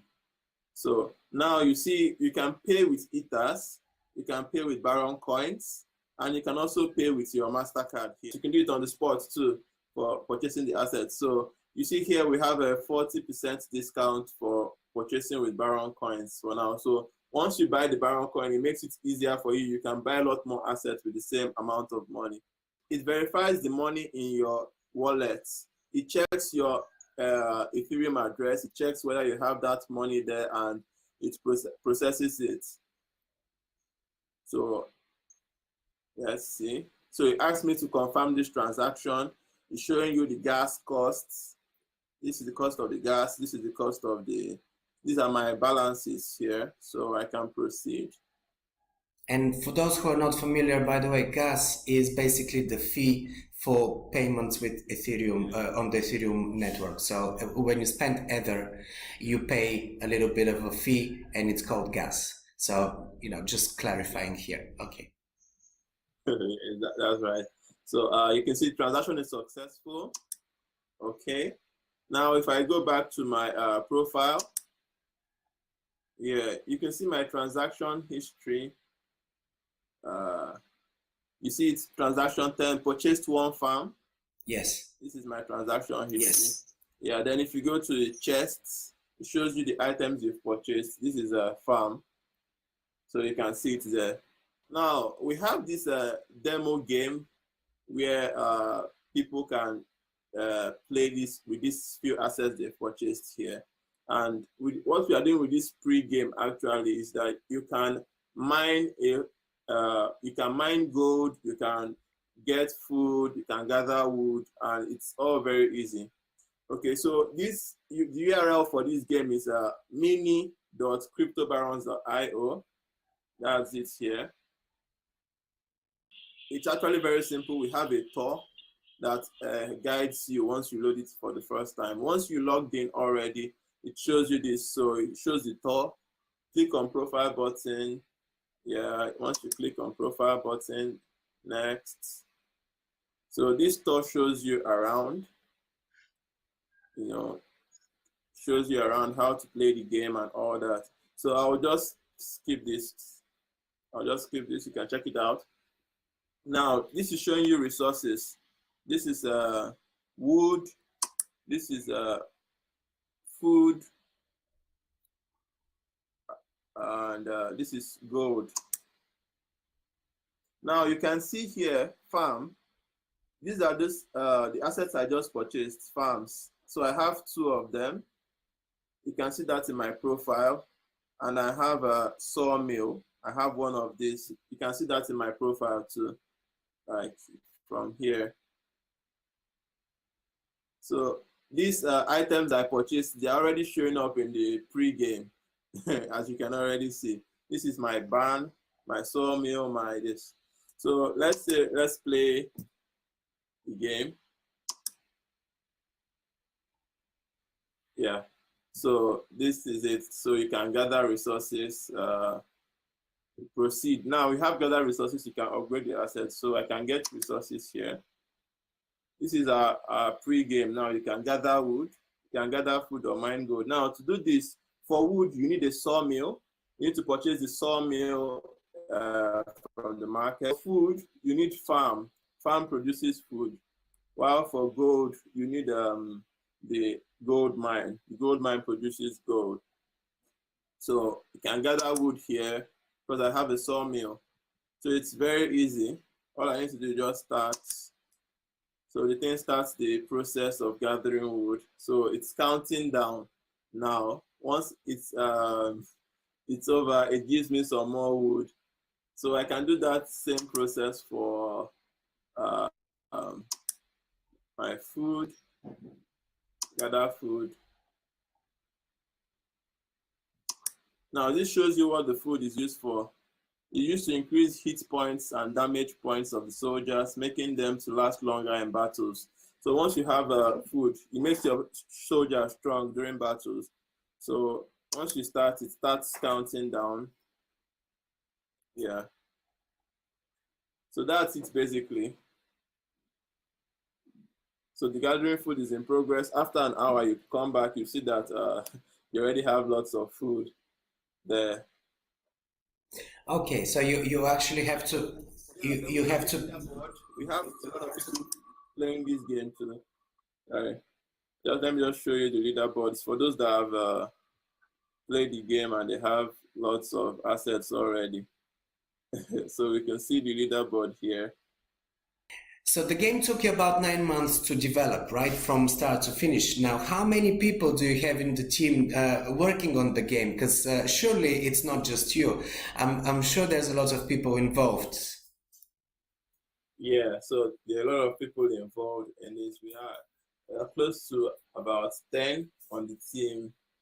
We have graphics guys, we have the developers writing the scripts on Unity, we have the blockchain guys that make sure the payment system is okay, the data storage on the IPFS and all that is okay. So we have a whole lot of people doing different things. We also have the guys doing the graphics, the concepts.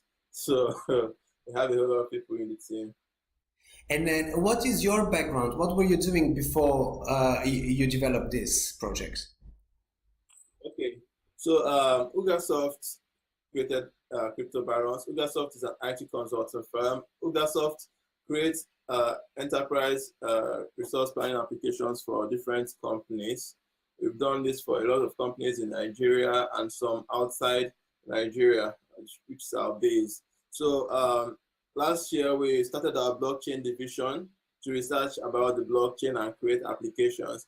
So the first of such applications we created is Switch Wallet. So we created Switch Wallet. Switch Wallet is like a wallet now that stores Bitcoin and Ethereum. Yeah, so this is one of our first applications. This is Switch Wallet. It holds wallets now. It does transactions from Bitcoin, Ethereum. It handles it, and then we have ThunderNet. It's like a database on the blockchain. So it uses IPFS. Now, what this does is that it stores transactions and the game data on ThunderNet, and it saves the hash on the Ethereum network. Now, this is what makes our game scalable, because we don't have to make calls to the Ethereum blockchain every time. So it just stores the hashes of our game data on the Ethereum network, which makes the game play faster. That's why you can actually use it across different places, buy assets easily. It all happens from here, the ThunderNet. So this is kind of applications we've created on the blockchain, and we've created a few other applications for different companies. Then we tried to come up with the idea for the game, and it's been a very, very nice trip along the road creating this game. So there is no danger that Crypto Barons will repeat what CryptoKitties did last year to Ethereum when it clocked the blockchain and it literally, headed for a standstill, I don't know, for a day. Yeah, that's one of the problems some crypto games face when starting up. CryptoKitties, a lot of interest in it now. A whole lot of data is being stored on the Ethereum network at once. Transactions, game data, and all that. But this is what ThunderNet is doing. ThunderNet is like the middleman. It's kind of like a database. So we don't need to store everything on Ethereum network. We store part of them on the IPFS, which is our own ThunderNet database. Then the hashes are being stored on the Ethereum network. So it wouldn't clog up the Ethereum network when we have million users playing this game. Right. Well, yeah, this is also a game changer as well. I know that you have a partnership with Wax.io, isn't it?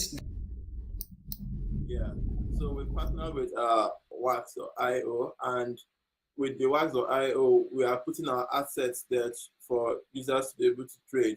Now, Wax has a new platform called the Wax Express Trade, which makes it easy for users to buy assets easily from Wax using either cryptocurrency or fiat, that's like MasterCard or your normal credit cards, So our assets are going to be available on Wax for the exchange. It's very easy. That's our partnership with Wax. And Wax or Upskins is one of the largest markets for trading games. So they are on Twitter, you can check them out and you see their website. It's a very, very good partnership for us. And we're also looking for other partnerships too, because we want our games to go to different markets, exchanges, so that people can play it. Another good thing here I didn't mention earlier is that our Baron Coin ARC 20 token is an utility token. So we are looking to put it up on an exchange too. We're already in talks with some exchanges right now. And You mean you're going to be, you want to have it traded outside of your platform? Because currently people have to buy the token from your website, isn't it? yes, currently now. So, but we're now going to have to trade it on other platforms. You know, the Baron tokens have a fixed cap. You know, we minted these tokens and they have a fixed supply. So because of the fixed supply, it's going to make it gain value when a lot of users are trading these assets on. What is the total cap on it? Yeah, the total cap is 250 million BRN. Okay. So as the game gains more popularity and more users, and they purchase more and more tokens, at some point, clearly the demand will be outgrowing the supply, and this is when the price should really start changing in the positive way. Right. Also, on top of that, you mentioned that in our pre-chat, you mentioned that you have an affiliate site. So when people bring friends to the game, they would receive a commission on tell me how it works. Okay, so once you've created a profile on the on our Crypto Barons page, I could just show it to you. I'll just share my screen again. Okay. In your profile, once you registered in the game, now you will see that your referrals, you have a referral link. Okay, you can copy this referral link and share it with your friends. So once your friends register, they are your referrals. You can share your referral links with your friends. So let's try and do that. Let's see what happens when I paste my referral link here. Okay, so this is when I click on your link, this is what I'm getting. It's sending me here. And I can register here. I can choose my username, password. I need to confirm my email, of course, and everything. I have a reference here. Is that the reference of the person who's sending me the link? Yes. Okay. So this is how the program will know, how the game knows who is going to be, who is the person referring me. And when I'm making any purchases within the game, this person will be receiving a commission. What is the commission? Yeah, we have a percentage on the transactions. For now, it's 50% on the transaction that your referral purchased. So if someone is buying a Baron coin worth of like 20 Barons, you'll be receiving like 10 Barons more. Oh wow, this is quite a substantial commission, to be honest. Yeah, it's quite high now, but you know, as it goes, it might reduce. So it's better you log in now and get or steal all this. Yeah, it makes sense. It's usually it's people who are early into this that get the biggest benefits, because as you start getting more members, I'm sure you will have to reduce these commissions, because 50% commission is crazy. But it's great for those who are early. Yeah. So it's kind of it's part of the marketing cost actually. Yes, it's to gain more popularity faster, of course. Which is a very good strategy. I mean, I'm familiar with affiliate marketing quite a lot, and I've seen quite a few businesses grow really fast because of affiliate marketing. One of the biggest examples is probably Binance, because Binance Exchange just a year ago was nothing, and today is the number one exchange. Exactly, and it's because people were crazy to share their links and referral links and everything, and they wanted to get referrals, not only because of the commissions, of course, they wanted to share the actual platform and everything, but as you play the game and you're hooked and you like it, it makes sense that you will be sharing it with friends. Now here, on top of that, you even have the incentive of sharing it because you will make an extra commission, which is great. You also mentioned in our chat that you said games. So you mean this is not going to be the only game that you're doing?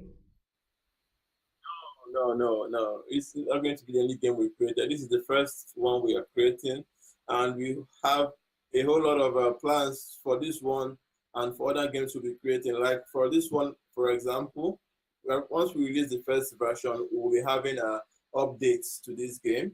We'll be making some improvements, to the way the gameplay is. We also even have plans to put the game on VR, Right now, we are making it cross-platform. I want you to be able to play the game across different places.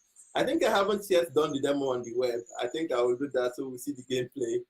But we have other games in line too. We want to develop to make sure we have a whole lot of blockchain games. Now, why we chose this kind of strategy game is because we realized that games of this kind, we have a whole lot of games. We have like Age of Empires, Clash of Clans, Dominations, and a whole lot, Rise of Civilizations, and a whole lot of them. I've played a whole lot of these games, and they have a lot of users playing these games. So we want these users to know about the blockchain.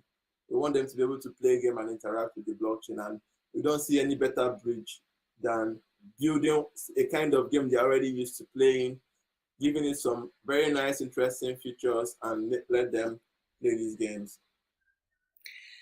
And now, before we finish, I want you to explain to us why was the need for using the blockchain to create the game? Why is the game on the blockchain? What is the difference between the traditional way to build a game and now utilizing blockchain?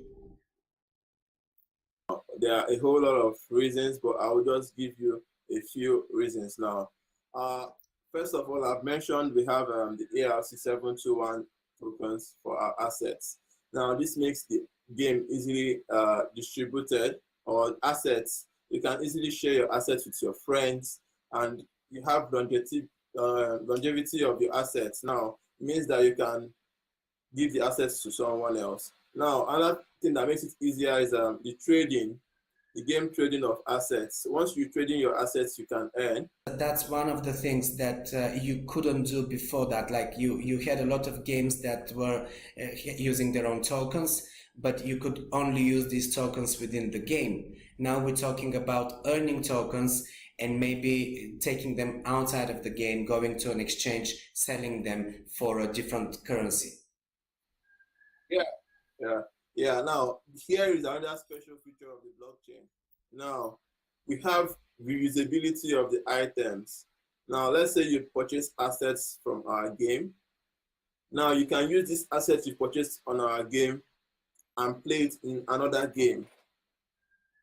Now, let's say, this makes it very, very interesting. Let's say you purchase an item on our game. Let's say you purchase a soldier, a farm, a rare item like a sword character. Now, in another crypto game, which is not necessarily our own game, you can import those assets you've already purchased from our own game into a crypto game. Right. It doesn't happen with normal without the blockchain. So it's what makes it very unique. And also, like we participated in the Auto.io contest. We had to use their own crypto items from their challenge and use it in our own game, and it was working with our game. So this is something that happens just on the blockchain. You can't have it happen without the blockchain just like that. So it makes it very easy for us to talk to other games, So these are very key features of the blockchain. And also what we did with the ThunderNet IPFS storing data on blockchain, it wouldn't happen without the blockchain. So these are very key features that we've done with the game, and it will happen just with the blockchain. So the blockchain was very key for its development and was deliberate. We just need to show you the web games. It's just to give you an idea of what's coming. All right, yes. Okay, let me... Okay, so I'll log in.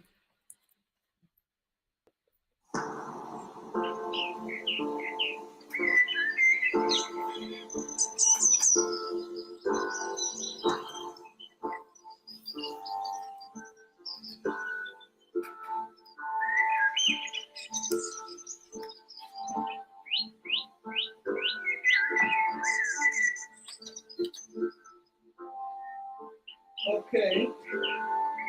So the game is loaded up. Have this.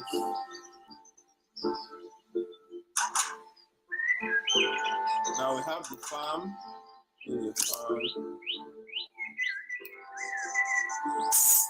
Gold mines. Now we have the shop.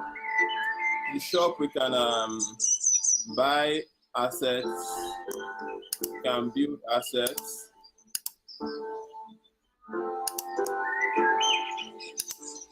Now here is the inventory. I don't have any of these, so let me purchase this from the market. So come back and we can buy. Now we can buy with either Ethereum or Baron coins.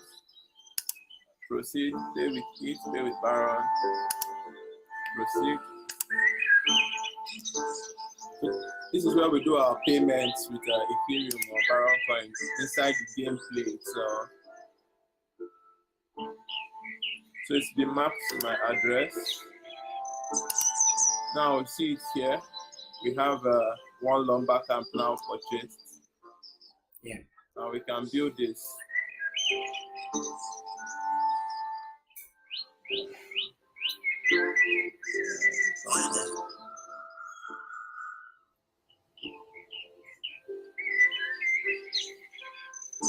We have someone going there to build it.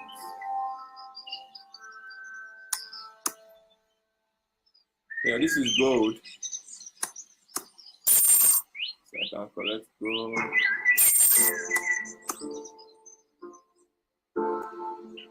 Then I have soldiers here. Can get more soldiers.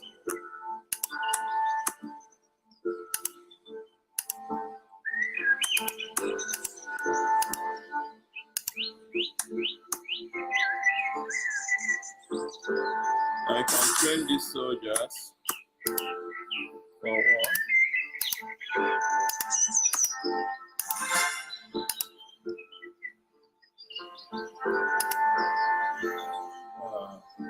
Now these are magic potions or special items that you can use for the game.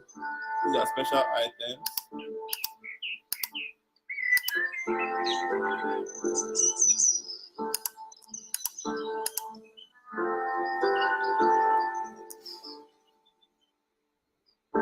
Okay, so we have, this is the laboratory. Yeah. So this is where spells are bred.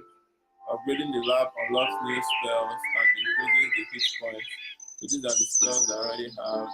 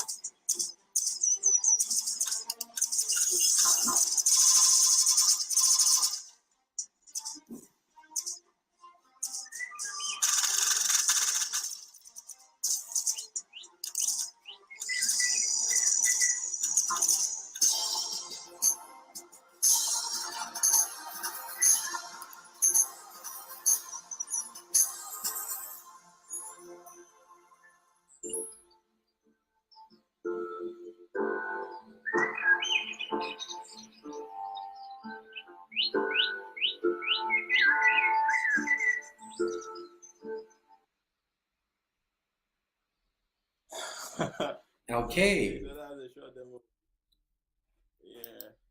So that was just a little taster of what the game looks like, and you know, the interface and the different options. How do you you know, what can you do there? I mean, just a little taster. Of course, there's many things that we didn't get to see, but this is for you guys to explore. Exactly. So it's been a wonderful time talking with you, OJ, and I really hope that everyone gets to try this game and enjoy this game. It's cool. It's really cool, and I'm pretty sure that there will be many people who would be liking to give this a taste. a try. And also I think the fact that you're able to earn the coins that you are then able to go out of the game and exchange them for other coins. This is also quite an incentive for many people, because they can actually earn a token that they can do something with. It's a real token rather than just a token that they can only use within the game. Also, another thing that I really liked that you mentioned is how you can transfer tokens. So when you earn certain levels or tokens, you can actually transfer to a friend of yours and you can help them, or your brother or something, of course. Why not? So these are features that I see as quite unique and quite a good selling point for me. So this is where I see the strength of this game. Again, the website is cryptobarons.io, and you can find the link below the video, so you can grab it straight from there. And we're looking forward to see what else is to come, because you did mention that there will be more games and more versions of the game as well. So I'm pretty sure that things will start getting even more exciting as you develop it further. Of course. Yeah. Yeah, well, thank you, Chimo, for joining me today, and thanks for explaining everything, for giving us the taster of the game. Thank you for your time. And if you guys have any questions, feel free to drop in the comments below the video. All right. Okay, thank you, guys.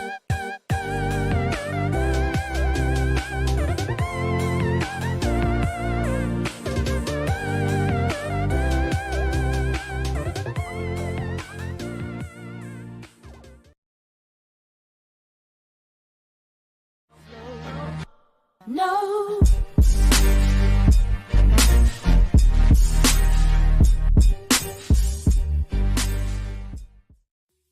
Hi guys, I am Rook, and today I'm gonna talking about BitGuild ICO project. BitGuild is a decentralized gaming platform built on blockchain. The goal of the project is to solve several problems that hinder players and companies in the current video game industry. Usually, currency, items and accounts cannot be transferred between games. It means that if your favorite game becomes absolute, all progress is lost forever. On blockchain, players have the opportunity to trade and sell their personal items. Benefits of BitGuild. All games use blockchain technology and have a smart contract. They also accept the flat currency and have a special game items that the player can transfer between different games. Auctions. Virtual assets created on BitGuild platform can be bought and sold for flat at the auction. The auctions are decentralized and built using smart contracts. Honest payments. All players can easily buy various games and currency plat without any additional commissions and fraud. Gaming community. One of BitGuild's ideas is to create a huge community of players who will popularize the platform by playing games and selling items. Developer support. Any developer can create his own game using flat cryptocurrency. Your wallet. In the wallet from BitGuild, it will be possible to store not only currencies but also the items that you found. The project team. The team is very experienced guys in the game area. There are also good developers of block projects with a lot of successful projects behind them. The team is constantly expanding as the project develops. The list of advisors is very impressive, which indicates the seriousness of the project and the great prospects. More details about the project can be found on official website. The video is getting end, and I wanna add that BitGuild project is really prospects. The problem of game industry is actual, and I do believe that BitGuild will be one of the most powerful and promising company. Click the like button and subscribe to my channel for watching new videos. Thanks for watching. Bye. Dead Gene. blockchain games and decentralized gaming ecosystem. In this video, you will get to know about TEDchain project, its business model, and what problems TEDchain is aiming to solve. You are watching Coinfolio, your online guide through the world of cryptocurrencies and ICO. TEDchain is a P2P cryptocurrency gaming platform which uses TED coin as in-game currency. TEDchain is a distributed ledger technology. It is suited for organizations wishing to issue and manage digital assets in a robust, secure, and scalable way. The TEDchain platform includes a blockchain-based development workflow providing comprehensive blockchain solutions and services for players, content providers, channels, and advertisers, and facilitating a complete ecosystem. What problems TEDchain is aiming to solve? The Google App Store is not dedicated to games but all applications for mobile phones, tablets, and PCs. The lack of dedicated app store for games means that game enthusiasts may not even know that there are quality and fun games to play. This is because the individual playing apps are treated the same way as the thousands of software. Secondly, the game developers often lack a platform that not only markets their creation but also serves as a point of sale center. This challenge has not only denied some good game developers recognition and rewards for their work, but also the gamers have been missing out on the entertainment aspect of high quality games. Lastly, gaming peers rely on social media sites such as WeChat, Twitter, Facebook, Telegram, etc.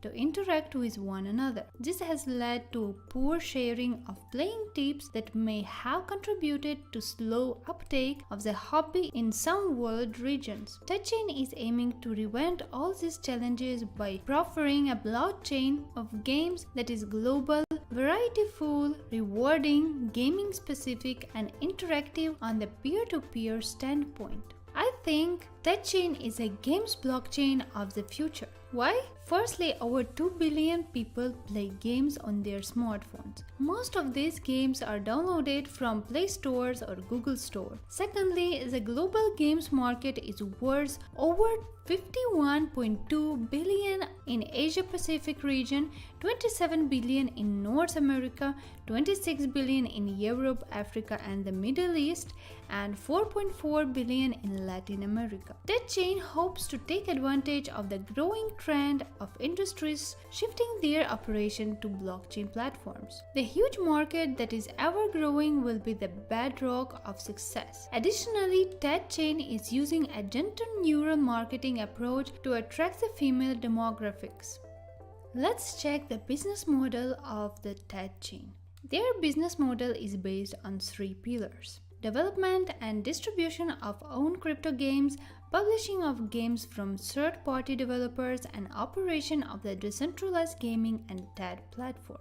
Creation and distribution of TEDchain games. TEDchain has a team of game developers who are stationed in a strategic global points. The essence of the stationing is to give the various teams a local perspective of what type of games are considered trendy and therefore easy to market. These points are Asia Pacific, Europe, and North America. Additionally, it is an open secret that these regions are trendsetters in regards to the world tastes and preferences. Therefore, the TEDchain games will appeal to game enthusiasts, trigger on-platform activity, and eventually lead to the growth of the ecosystem. The soundness of the model is further enhanced by the fact that deployment of the game will be easy to straightforward as the TEDchain blockchain has a global coverage. Second, hosting third-party games. Some game developers have been relying on unscrupulous platforms to publish their games off the market. TEDchain is stepping in and offering a genuine medium of the game deployment. This act will proffer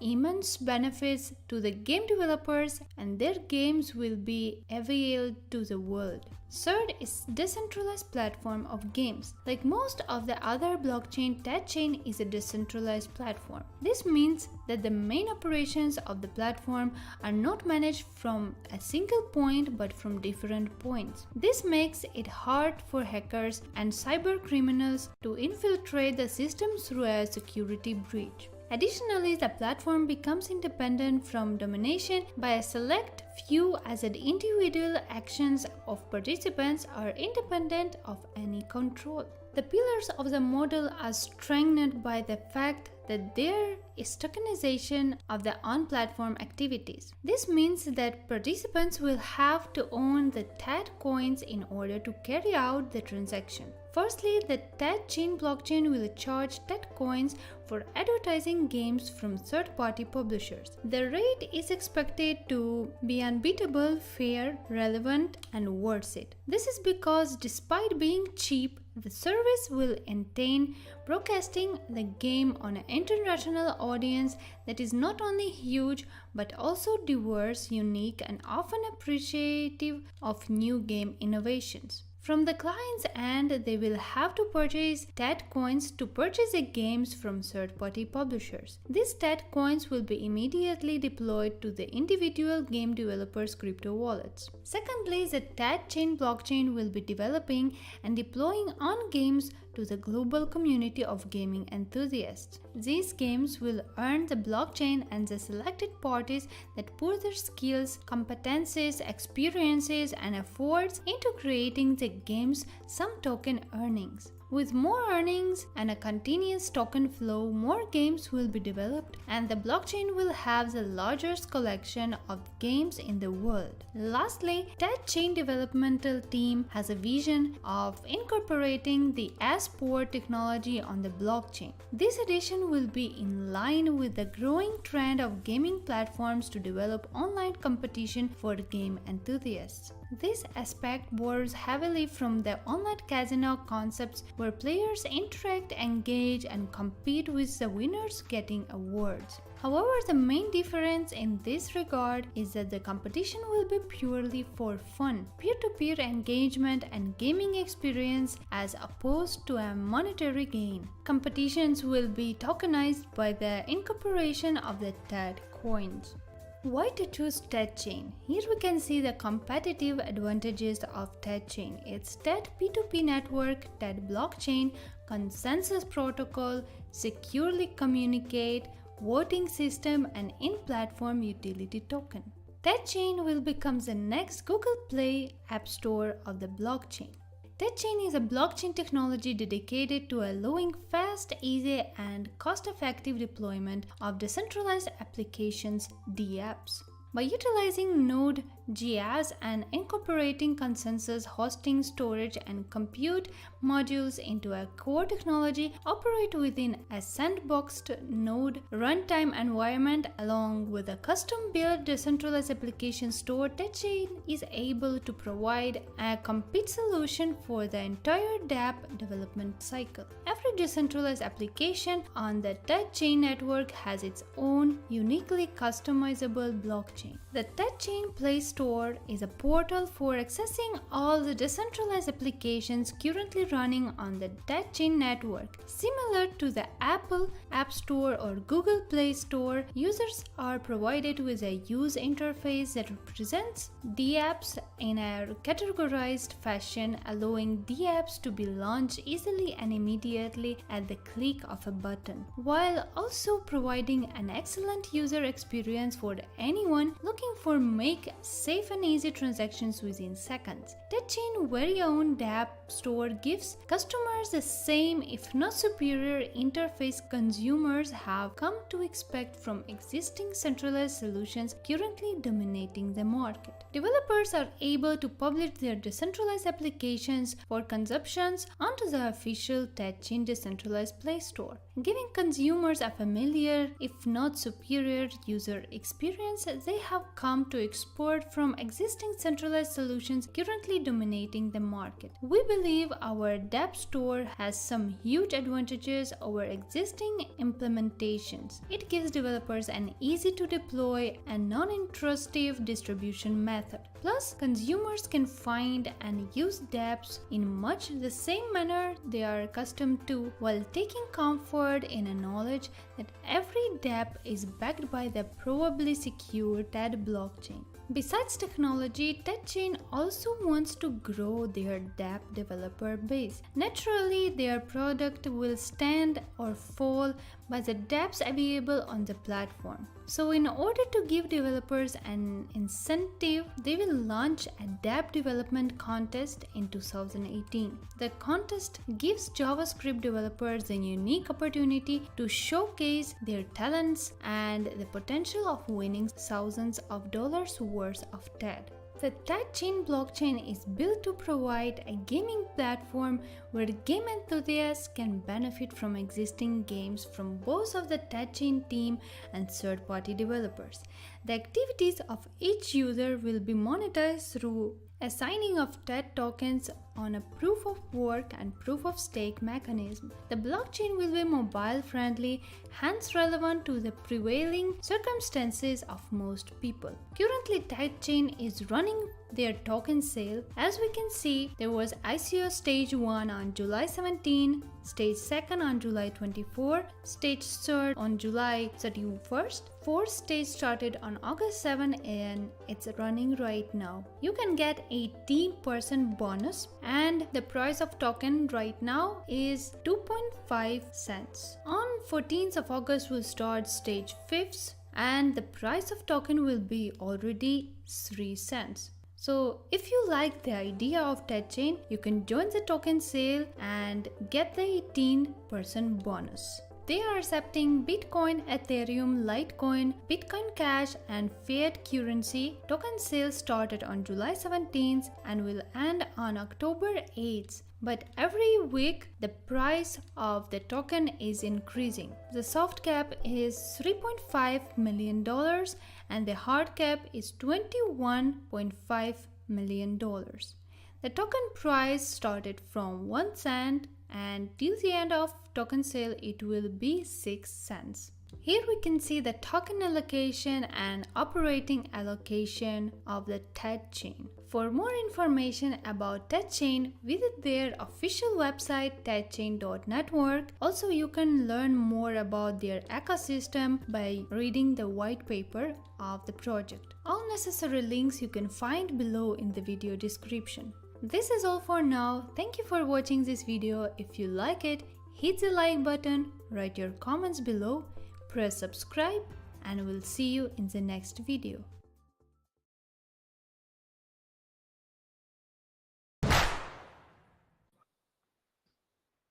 What's going on? Thanks for tuning in. Today I bring to you Crypto SpaceX, incredible platform, and I've been going amazingly well in the crypto space doing these videos and updates. Today I'm showing you something incredible, Crypto SpaceX, and this platform.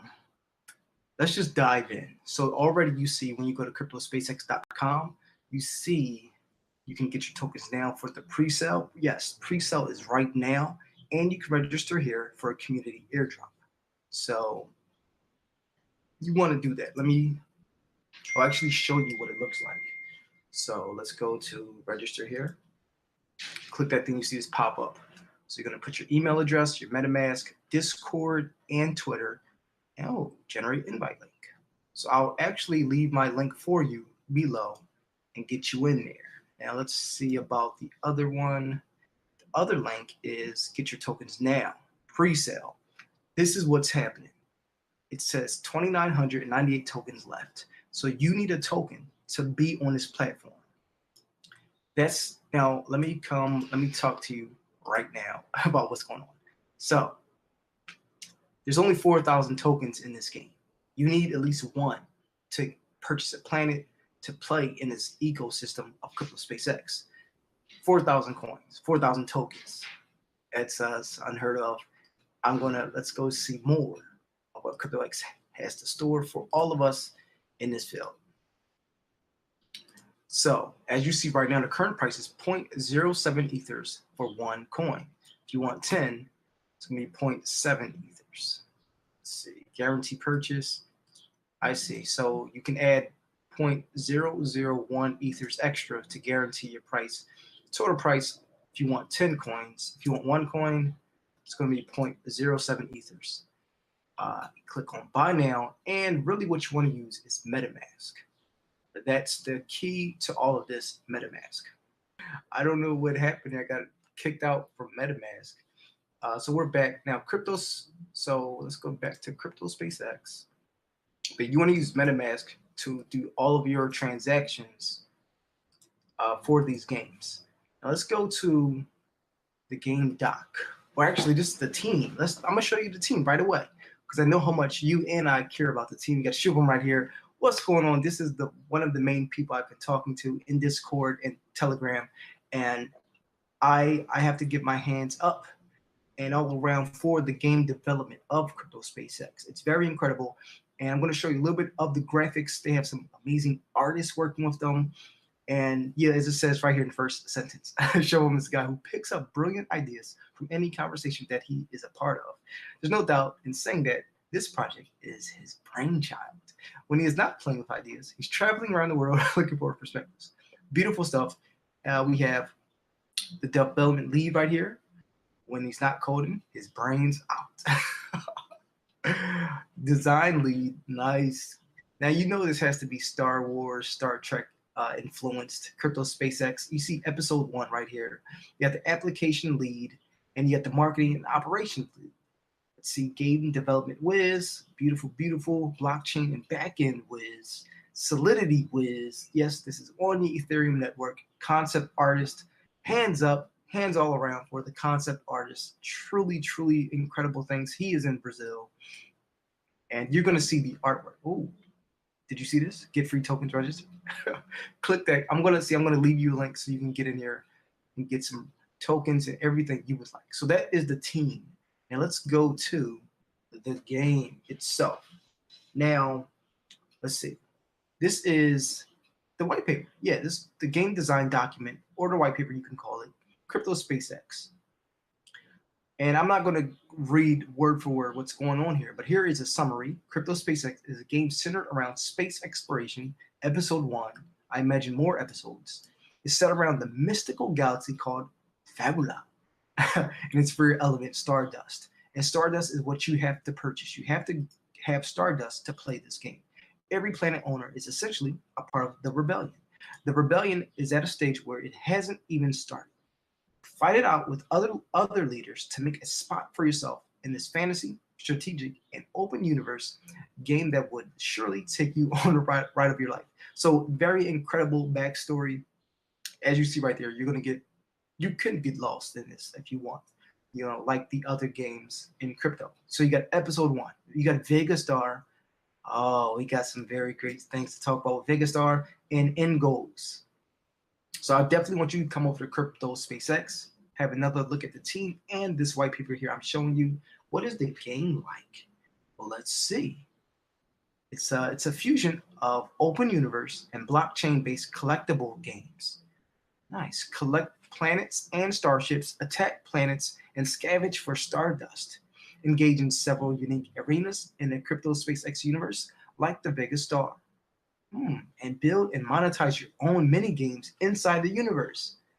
So you can do this. You can build and monetize your own stuff. Oh, this is major right here. This is really what just blows my mind. Build, monetize your own mini games inside the universe. You want your own smart contract? Come on over to SpaceX. So what makes this game different? It's a unique concept centered around the goal of building a virtual universe. Nice. The universe will be able to provide a platform for others to build games within it as well. Blockchain enables us to guarantee ownership, ERC 721, of assets to our users in the virtual world, removing control of any centralized authority. Nice. Okay, now I want to jump a little. Let's jump back to the page, and we're going to scroll down. See, as you see here, planet, you get one. If you have 1 or 4,000 coins, you get one of the 4,000 planets. So you can literally go in there, buy all the coins, and get all the planets if you're a big whale and you want to do that. If not, just grab a couple. You're gonna get to explore the planets, the starships. Get 3 random starships per token.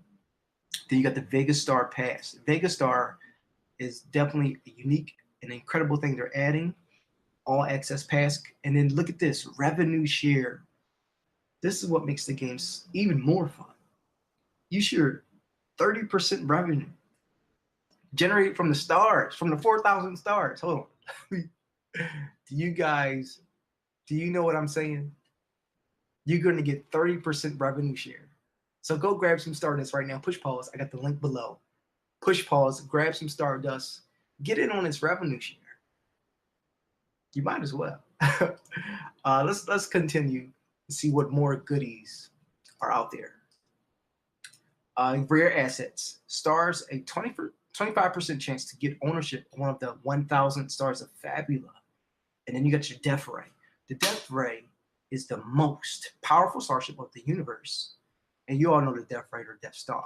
And it's only 20 such ships, which can be randomly allocated among token holders. Nice. All right, so now let me go back to Crypto SpaceX.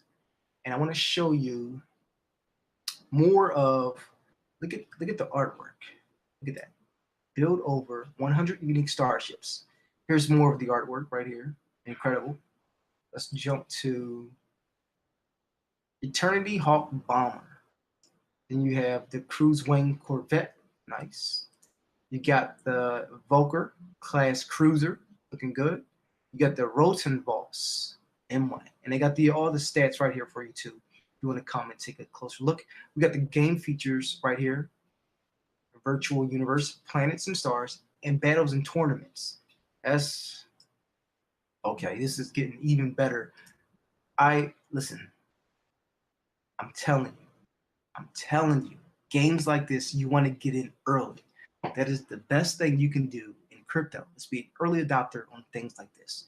Here you go, episode 1, episode 2, telling you what's happening, ownership of assets, in-game player interactions, player versus player, space PvP, space combats, explore the entire universe in episode 2, and then open world 3D gaming, episode 2. Nice. Man, this is just fully detailed. The Stardust is actually ERC20, that's the tokens. And guess what? The stars are tokens as well, ERC721. Then you got your starships, what are ERC721. So that means you own them.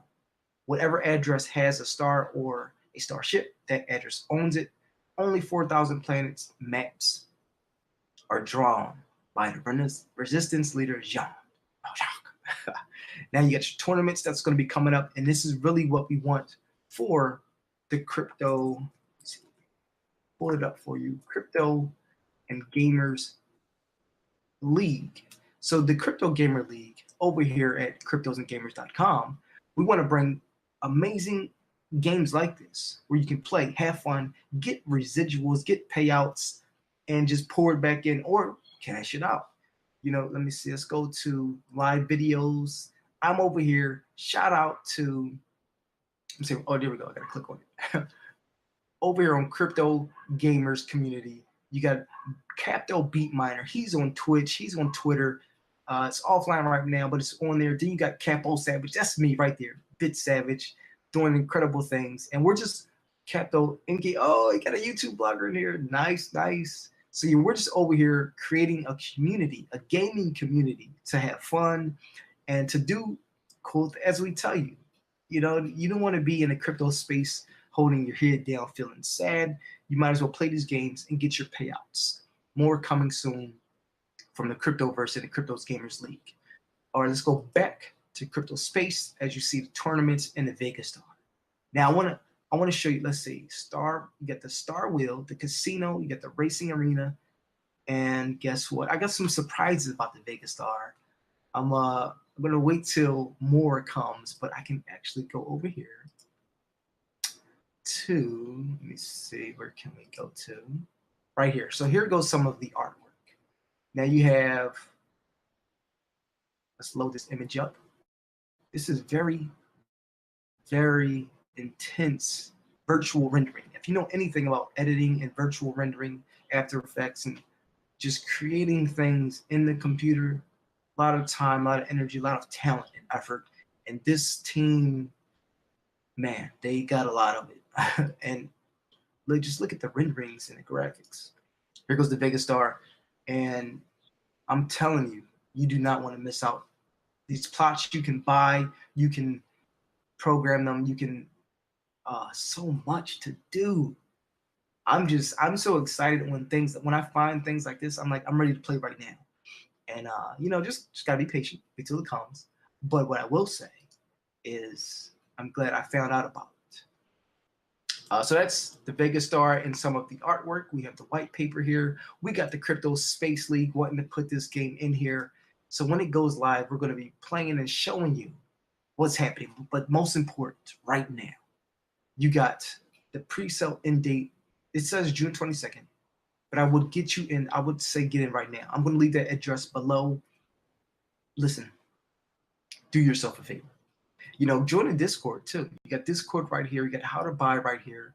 You got your gallery game docs. Buy a couple of tokens and, test it out, see where it gets you. See, games like this, you can truly win big. All right, so I want you to like this video, share, subscribe. This is Bit Savage. Thanks so much for tuning in. I'm going to leave my link below for Crypto SpaceX, doing some incredible things. And I love you all for tuning in and supporting, this crypto space, these crypto games. This is a beautiful crypto community. Shouts out to all the developers. Shouts out to all the artists, the artistic people, and the thinkers in the crypto space. Crypto SpaceX, you're doing something special, something unique, and let's build this community. All right, got more coming up. I will be back with more news to you. Peace.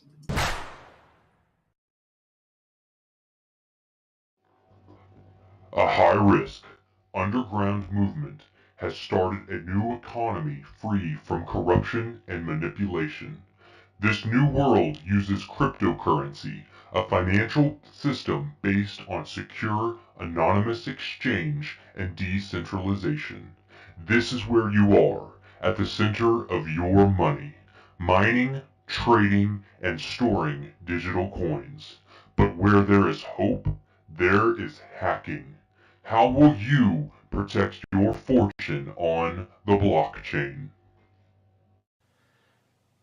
Hey everybody, it's Derek Funkhauser with the Board Game Spotlight. Welcome back to the table. Today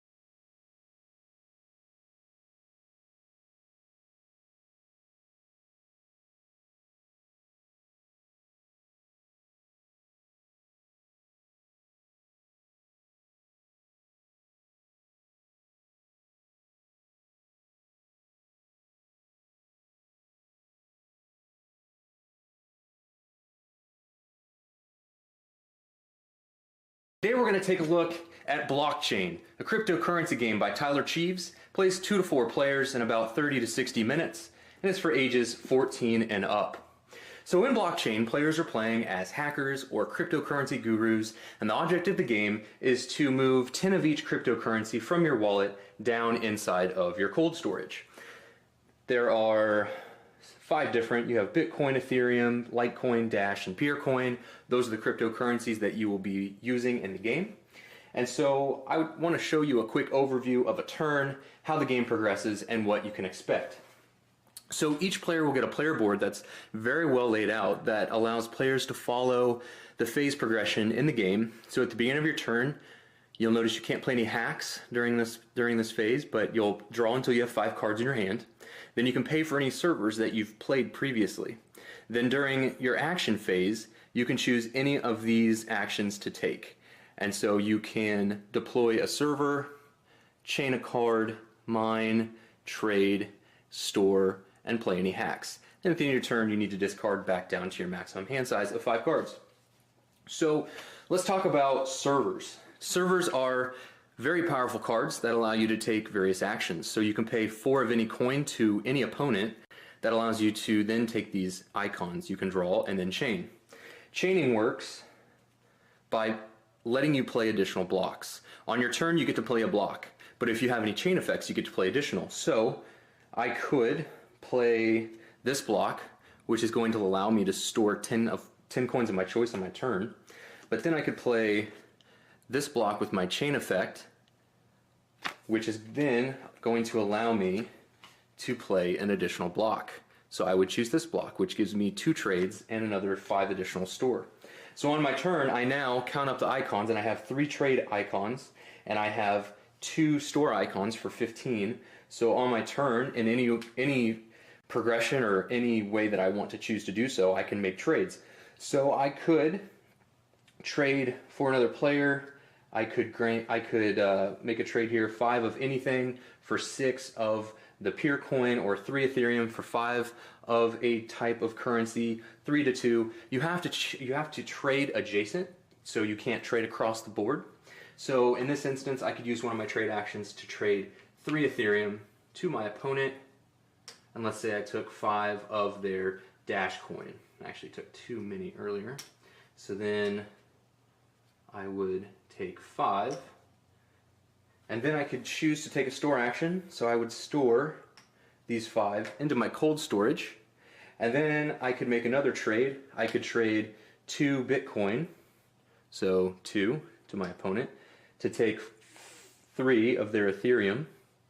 So take 3 here, and then I could choose my store 10 action, and I could store 3, 10, and have some excess. So the reason you might want to have excess is because the other player will need 10. There are only 10. Each player gets 10 of each. So if you have extra, that player is now going to need to trade for it. So you can kind of impose market saturation. You can kind of take all of one and then force them to make those trades for it because they're going to need it. Additionally, players at any time during the phase, you need to give them the option to play any hack cards they have. So you could choose a currency and then roll the die to change the value. So in this instance, if they didn't want the 2 to 3 trade, they could choose the Bitcoin, roll it, and they've changed it to 1 to 3. Unfortunately, that was not in their favor, but had they rolled a 6, it definitely would have been in their favor. So after you've done your chain, your mines, your trading, and your storing, you then, at the end of your turn, discard any played blocks. You leave any deployed servers for subsequent turns, and then I have 1 card left in my hand, which means on my next turn, I'll draw 4 cards up to my hand limit of 5. This player played their hack cards, so they, on their first turn, would need to draw a card, and then they would go ahead and progress the game. The game ends when a player, as I said, moves 10 from their top wallet down into their cold storage. And it's not as easy as it sounds, because there is a lot of changes that can happen. There are multiple different hacks that you can play.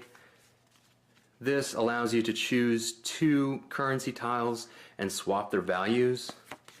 This destroys a server on the board. You can discard your hand to draw 2 cards, prevent a player from moving up to 5 coins into their cold storage. So there's a lot of ways to mess with players' tableaus, and there's a lot of back and forth and shifting of the lead and everything like that. So if this sounds something up your alley, if you love cryptocurrency, you love a lot of player interaction, you like manipulating dice and changing values, then I definitely think you need to take a look at Blockchain, the cryptocurrency game. If that sounds like it's something for you, go ahead and check it out. It's on Kickstarter. This has been Derek Funkhauser with the Board Game Spotlight, and this has been your overview of Blockchain.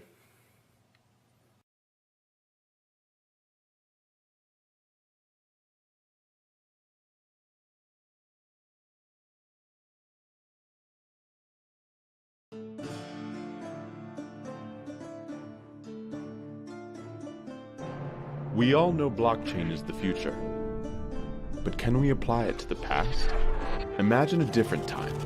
A time when the world was governed by brute force and a lust for power. A time we now call the Dark Age. This is Blocklords. Blocklords is a game based on the Neo smart contract platform. You start by being given the choice of 3 randomized heroes. Each knight will be equipped with unique items. Choose carefully.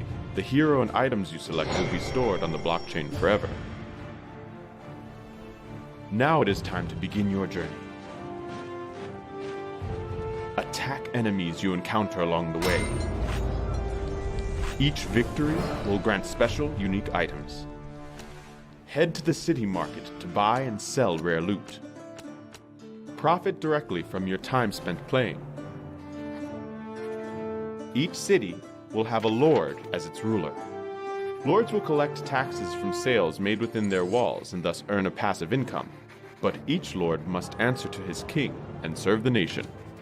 Kings have full control over a country's financial, diplomatic, and trade policies, but can be replaced at any time. Can you rise to the top of power and grab the crown? Wage wars against your neighbors. Forge alliances with friendly powers, or lead your people on a path towards peace. Do you have what it takes to lead your kingdom to victory? Guide your hero. Conquer your enemies. Become the ultimate lord. Blocklords.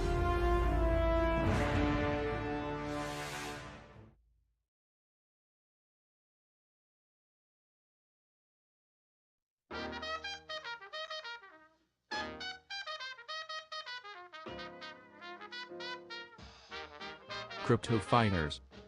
Crypto Fighters is a game centered around cryptographically unique collectible fighters on the Ethereum blockchain.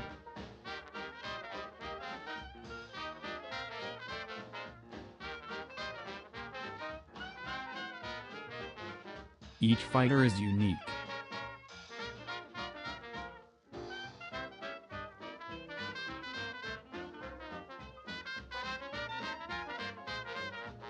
Weapons. Skin color.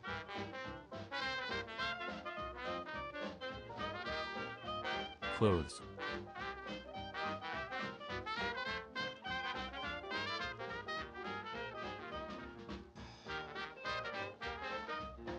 Players can compose your team of different fighters, recruit new fighters by winning fights and buy and sell fighters on the marketplace. Fighters have 3 attributes which help them in battle.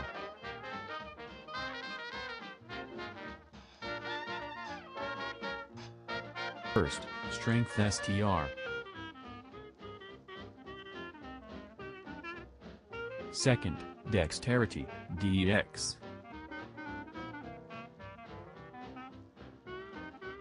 Third, Luck, LUK. Everything will be specific to your fighter.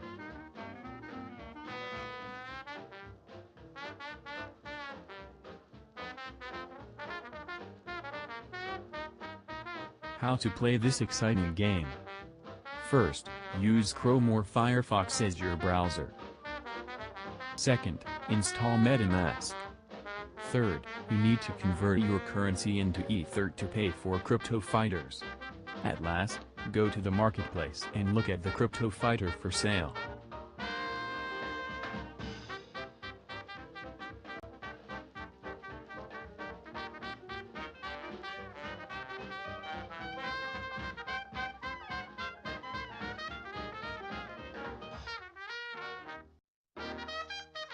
It's time for you to start Crypto Fighters travel.